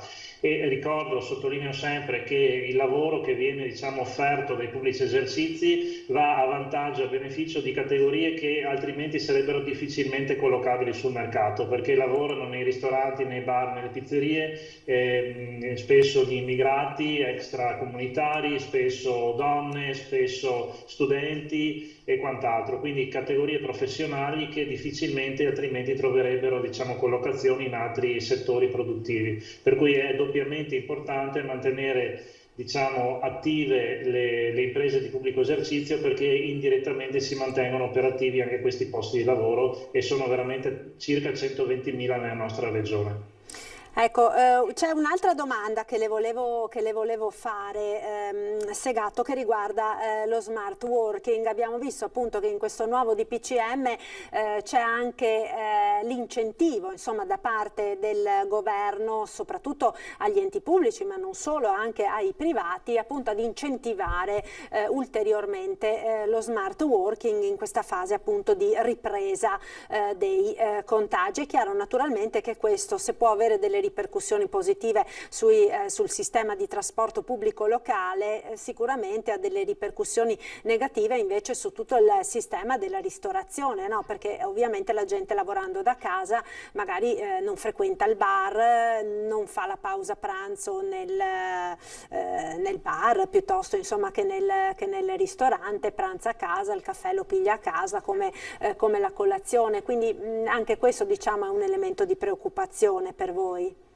È assolutamente così, penso che anche i nostri spettatori possano facilmente rendersene conto recandosi nei giorni lavorativi nelle zone, quelle che sono le zone deputate a uffici, quindi ad esempio nelle grandi città, ma anche nei piccoli, diciamo, centri, chiamiamoli così, della provincia, si vedono delle intere zone appunto del territorio comunale, sostanzialmente non dico abbandonate, ma comunque frequentate in maniera molto molto più bassa rispetto a precedentemente all'emergenza Covid. Mi riferisco ad esempio per Padova alla zona Padova 1, alla zona Stanga, alla zona anche del centro storico dove ci sono determinati uffici, e fino a circa un mesetto fa anche le zone cosiddette universitarie, perché naturalmente anche l'Università di Padova ora, diciamo, ha ripreso finalmente le lezioni in presenza, anche con un atto, diciamo, di responsabilità, anche di coraggio da parte del rettorato, del rettore e dei dirigenti universitari, ma ci sono ancora molte aziende pubbliche e private che stanno incentivando appunto lo smart working.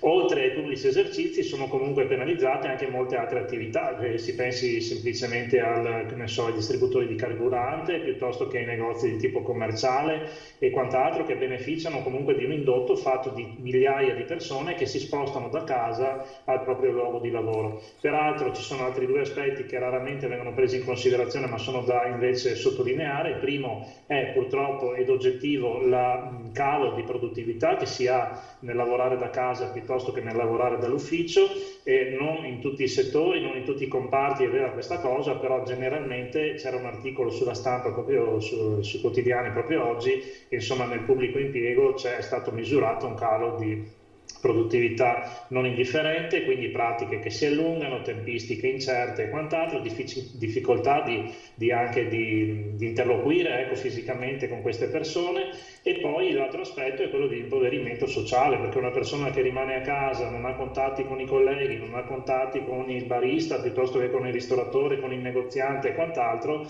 è una persona che magari nel breve periodo vede che magari spende anche meno, ha dei ritmi di vita e di lavoro meno frenetici e quant'altro, ma nel medio e lungo periodo socialmente ne può patire le conseguenze. Certo, allora io la ringrazio moltissimo, ringrazio Filippo Segato, segretario dell'APPE di Padova, per averci fornito anche questa chiave di lettura, no, di quelli che sono gli aspetti e poi le conseguenze sulle attività produttive e sull'economia di queste misure. Grazie mille, naturalmente buon lavoro anche a lei.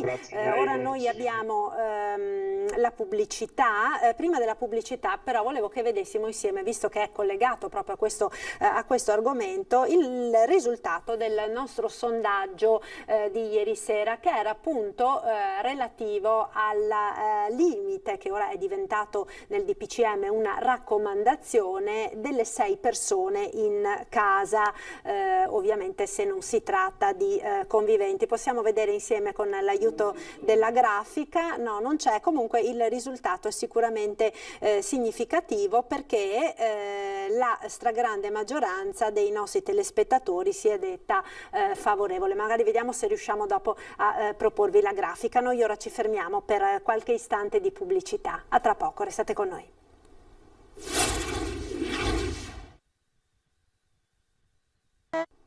Eccoci nuovamente in studio, in diretta con la nostra edizione straordinaria dei telegiornali. Parliamo ora continuiamo ora a parlare del DPCM e delle conseguenze, in particolare sulle imprese, con Nicola Palumbo, consulente aziendale, collegato via Skype. Buongiorno Palumbo, grazie per essere con noi. Allora, ne stiamo parlando insomma da questa mattina. Abbiamo visto quelle che sono le nuove misure disposte dal governo con questo nuovo decreto. Si va appunto dal divieto di feste private al chiuso e all'aperto, alla raccomandazione di non ricevere in casa più di 6 persone, alla chiusura anticipata dei locali alle 24, ma alle 21 se non si può servire al tavolo, al divieto dello sport amatoriale, sport di contatto come per esempio il calcetto, il divieto delle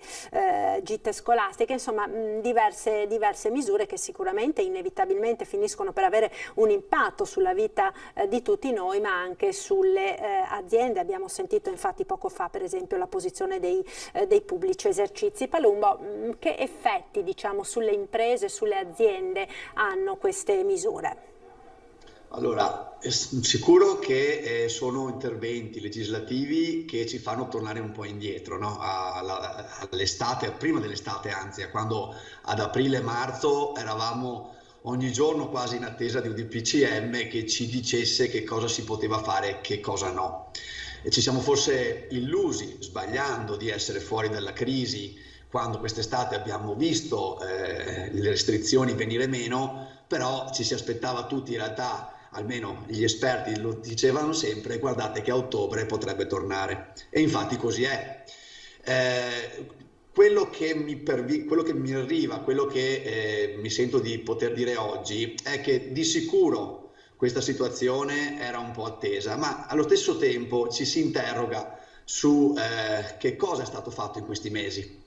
Io non ho dubbio che ognuno rispetterà in maniera molto ligia le regole e quello che è stato detto. Io non ho dubbio, perché abbiamo già dimostrato, quando siamo stati costretti in casa, un grandissimo senso di responsabilità. Su questo non ho alcun dubbio proprio. Il vero tema è, quando c'è stata la forte crisi di marzo e aprile, quando siamo stati costretti in casa, c'è stato detto ognuno deve fare la propria parte. Le imprese, i lavoratori, lo Stato, ognuno deve cercare di mettere qualcosa, di sacrificare qualcosa che poi era molto, per il bene più importante, cioè la sanità di tutti. Oggi ci viene riproposto di PCM che impone restrizioni, che penalizza e colpisce alcuni business come quello dei bar, dei ristoranti, perché se è vero che alcuni locali alle 24 hanno finito il loro turno, è anche vero che altri proprio dalle 23, dalle 24 in poi fanno la maggior parte dell'incasso, quindi c'è chi verrà colpito. Ci si chiede che cosa lo Stato abbia fatto in questi mesi, perché se oggi cittadini e locali, attività devono porre in essere limitazioni, ci si chiede: tu Stato cosa hai fatto al pari nostro? Che impegno hai messo? E purtroppo leggiamo cose che fanno recepire non così tanto bene questo di PCM. Leggiamo di terapie intensive che dovevano essere raddoppiate e invece solo in poche zone è stato fatto questo. In alcuni casi mancano ancora le gare da appalto. Leggiamo di un sistema di tracciamento che doveva essere molto efficace e che invece già oggi va in tensione, con poche persone a disposizione per appunto il monitoraggio dei contatti, dei positivi. Dovevamo aumentare e migliorare il sistema dei tamponi e oggi purtroppo vediamo scene di persone 8-9 ore in fila in macchina, non in Veneto pare per fortuna, ma altrove, per avere il tampone. E ancora oggi comunque non sono sufficienti, perché 130.000 al giorno gli esperti dicono che non sono sufficienti. Dovevamo mettere in protezione, migliorare, investire sugli ospedali del sud Italia, perché la prima ondata ha colpito il nord ma sarebbe potuta arrivare al sud, e invece oggi siamo lì con l'ansia per vedere e capire se il sud ce la potrà fare. Insomma, sembra che lo Stato non abbia fatto i compiti per casa, e questo chiaramente è un fattore che scoraggia l'imprenditore, che dice: certo, io i miei protocolli li applicherò, le mascherine farò il possibile affinché vengano portate, chiuderò prima se devo chiudere prima, ma perché se dobbiamo fare sacrificio noi, tu Stato non hai fatto le tue cose? Perché la burocrazia ancora una volta, anche in questa fase, ha limitato il progresso, l'investimento verso una direzione comune condivisa? Ecco, questo messaggio è un messaggio che fa male, è un messaggio che fa male, che scoraggia, che inibisce, che fa perdere energia, perché quello che stiamo facendo da 7-8 mesi a questa parte è qualcosa di anomalo, atipico, giusto da fare, ma anomalo e atipico. Quindi se c'è un lavoro di squadra in cui tutti gli attori di questa fase compiono quello che devono fare, allora siamo tutti più motivati. Ma se lo Stato ci chiede un sacrificio, ma in primo luogo è colui che perde un sacco di tempo per comprare dei banchi con le ruote, invece di farmi sapere esattamente come tutelerà i nostri giovani a scuola, è chiaro che le imprese rispondono con scetticismo, e questo si riversa anche nel consumo. Insomma, c'è uno scoramento in giro che sicuramente rende questo di PCM diverso nell'approccio rispetto a quelli di marzo e aprile. E sono convinto che la serietà degli italiani non verrà meno, il senso civico non verrà meno, ma allo stesso tempo ci si aspettasse un qualcosa di più da parte delle istituzioni. Ecco, lei personalmente che cosa si aspettava, Palumbo? Ma allora, guardi, il nostro tema principale è il sistema di strutture ospedaliere. Ci hanno chiusi in casa perché gli ospedali rischiavano di essere saturi e di non poter curare bene tutte le persone. Ci si aspettava quindi in primo luogo un intervento che andasse a raddoppiare i posti letto di terapia intensiva. Invece un risultato evidenziato da Sole 24 Ore, mi pare ieri, dice che meno del 50% del budget allocato per l'acquisto di posti letto per reparti di terapia intensiva è stato speso, cioè più di metà dei soldi sono ancora lì e non sono stati spesi, quindi non ci sono ancora quei 10.000-12.000 posti letto che servirebbero. È chiaro che con 12.000 posti letto cambia la percezione, perché chiaramente c'è più margine per soccorrere, intervenire, curare le persone. Dovevamo tracciare molto meglio, dovevamo fare tamponi di più. Guardi, la notizia è di ieri, mi pare. In Cina c'è una città con dei positivi, che non so dopo quanti mesi in Cina sono tornati positivi. Il governo ha fatto un intervento chiudendo la città e garantendo 7 giorni tamponi a tutti. Sono 9 milioni di persone, 9 milioni di tamponi in 7 giorni. Ora, noi non siamo capaci di fare quei numeri lì. Ne facciamo 130.000 al giorno quando siamo bravi. Io mi sarei aspettato un sistema da 300.000-400.000 tamponi al giorno, che sarebbe stato molto più efficace, molto più incisivo. Non sono un medico, quindi potrei dire delle baggianate in questo senso, ma da cittadino comune che frequenta aziende, imprese, locali, sento quello che mi viene detto. Cioè, noi stiamo facendo il nostro, mi si dice. E lo Stato dov'è? Perché è chiaro che abbiamo letto quest'estate col sorriso dei banchi con le ruote, di tante cose che ci hanno fatto ridere perché si pensava di esserne fuori inconsciamente. Abbiamo scoperto che non ne siamo fuori e ci rendiamo conto che quel tempo che abbiamo perso in realtà sarebbe tornato molto utile. Palumbo, io la ringrazio come sempre per il suo contributo, grazie e a risentirci alla prossima, arrivederci, saluti. Allora noi ora ho visto che avevamo in collegamento anche il segretario della CGIL di Treviso, Mauro Visentin. Buongiorno Visentin, grazie anche a lei per essere qui con noi quest'oggi.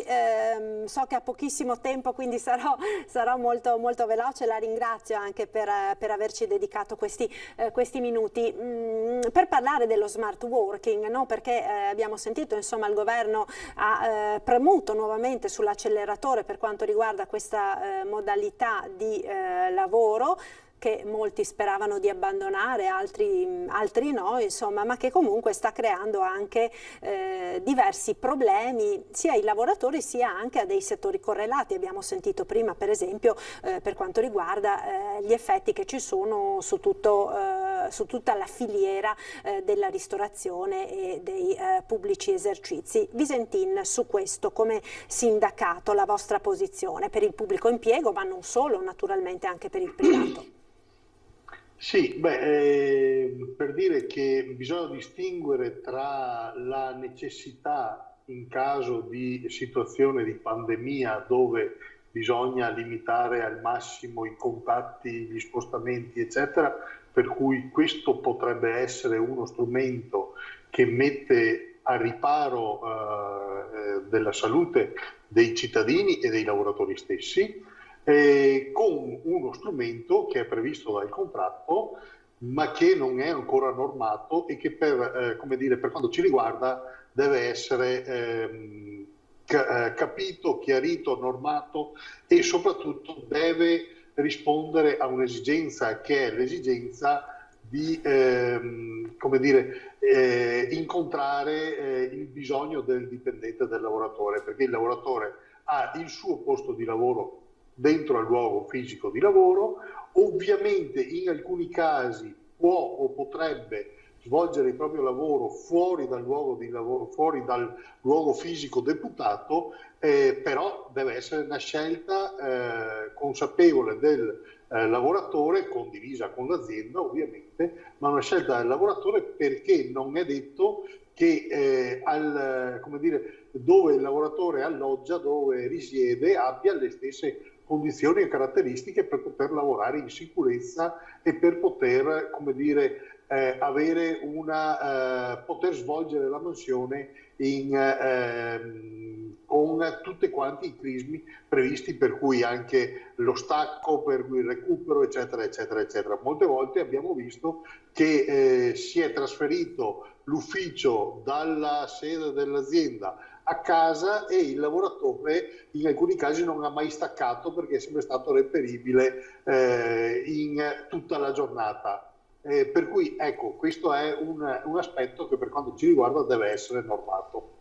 Ecco, c'è anche un altro aspetto che è stato evidenziato dalle imprese, in particolare anche nel territorio della provincia di Treviso, di cui lei appunto è segretario della CGIL, dal presidente della Camera di Commercio, relativo alla minore efficienza che c'è soprattutto negli uffici pubblici con lo smart working, che quindi diciamo rispondono con minore celerità a quelle che sono le richieste del mondo dell'impresa, a maggior ragione insomma in questo periodo difficile. Vi risulta che sia così? Si può in qualche maniera migliorare questo aspetto?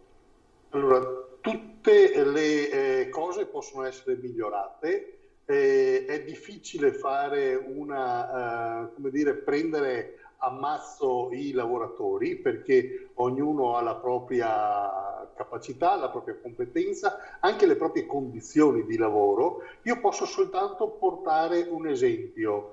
L'INPS di Treviso ha lavorato per la maggior parte chiuso e di smart working, ed è stato uno dei più efficienti, se non il più efficiente in Italia nell'evasione delle pratiche, soprattutto per quanto riguarda la cassa integrazione e ovviamente le pratiche che venivano date in sussidio a lavoratori, cittadini, anche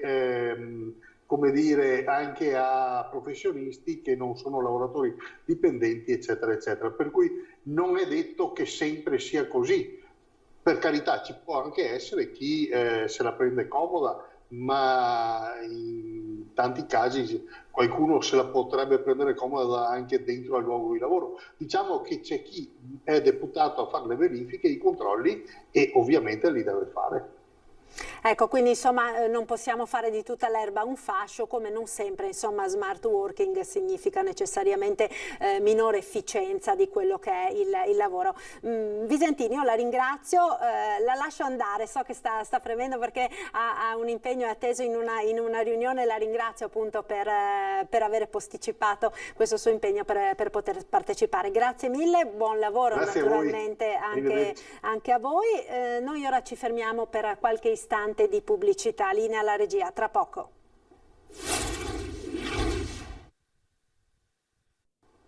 Eccoci nuovamente in diretta, ultimi minuti di questa edizione straordinaria dei nostri telegiornali. Proseguiamo con una notizia che ci arriva da Belluno, che approfondiremo poi nel corso del nostro telegiornale di questa sera, e riguarda una notizia di cronaca giudiziaria che riguarda un medico in servizio presso l'ospedale di Belluno. Aveva manifestato i sintomi del Covid dopo essere rientrato da una vacanza in Thailandia, ma prima di sottoporsi al tampone positivo il medico primario di otorinolaringoiatria avrebbe continuato a lavorare per 6 giorni in reparto, dando vita al primo focolaio del virus. La vicenda risale agli inizi della pandemia, verso la fine di febbraio. Il medico era rientrato in ospedale dopo un viaggio in Thailandia e pur essendo rientrato in Italia da un'area a rischio, non è rimasto in prudenziale isolamento fiduciario, ma ha ripreso il lavoro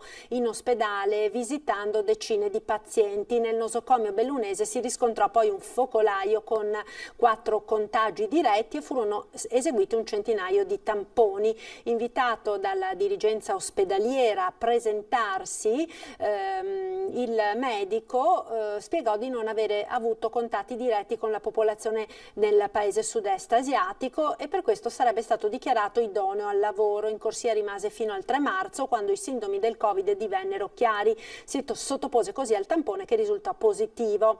Assieme al primario, la procura ha indagato per falso anche altri 4 medici dell'ospedale di Belluno che in vari modi avrebbero coperto le negligenze del collega. Questa dunque è la notizia che ci arriva ora da Belluno e che appunto andremo ad approfondire questa sera nel corso del nostro telegiornale. Volevo ora ricordarvi Ancora una volta quello che è il nostro sondaggio di oggi, dovremo avere la videografica, eccolo qui. Allora il sondaggio al quale vi chiediamo di rispondere è questo, la domanda: massimo 6 persone per le cene in casa, giusto? Questo diciamo è quanto raccomanda il nuovo decreto del Presidente del Consiglio dei Ministri per limitare i contagi, molte dei quali appunto sono proprio in ambito familiare. Se per voi la risposta è sì, fate uno squillo gratuito allo 0422 162 6691. Se per voi invece la risposta è no, fate uno squillo sempre gratuito allo 0422 162 6690, il numero che vedete in sovraimpressione sulla barra di colore rosso. La chiamata naturalmente come sempre è gratuita. Il risultato del nostro sondaggio questa sera andrà in onda appunto questa sera nel corso di Ring, come sempre il martedì in onda a partire dalle 21:15. Ed è tutto per questa edizione, vi ringrazio per essere stati con noi, vi lascio come sempre con le previsioni del tempo per le prossime ore. Arrivederci.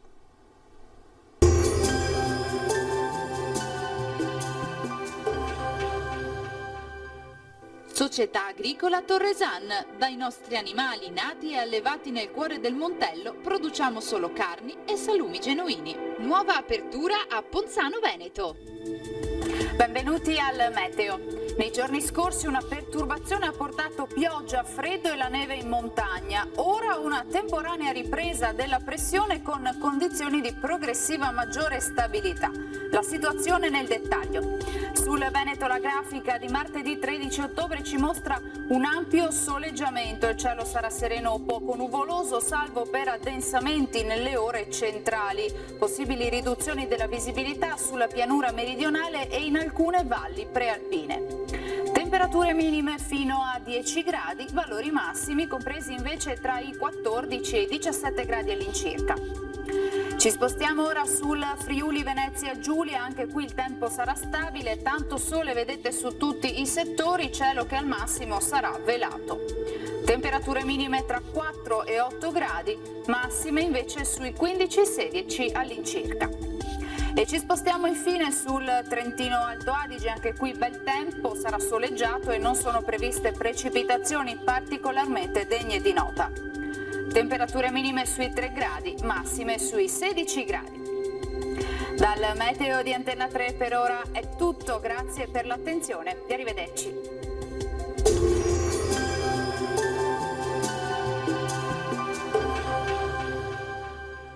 Società Agricola Torresan. Dai nostri animali nati e allevati nel cuore del Montello produciamo solo carni e salumi genuini. Nuova apertura a Ponzano Veneto.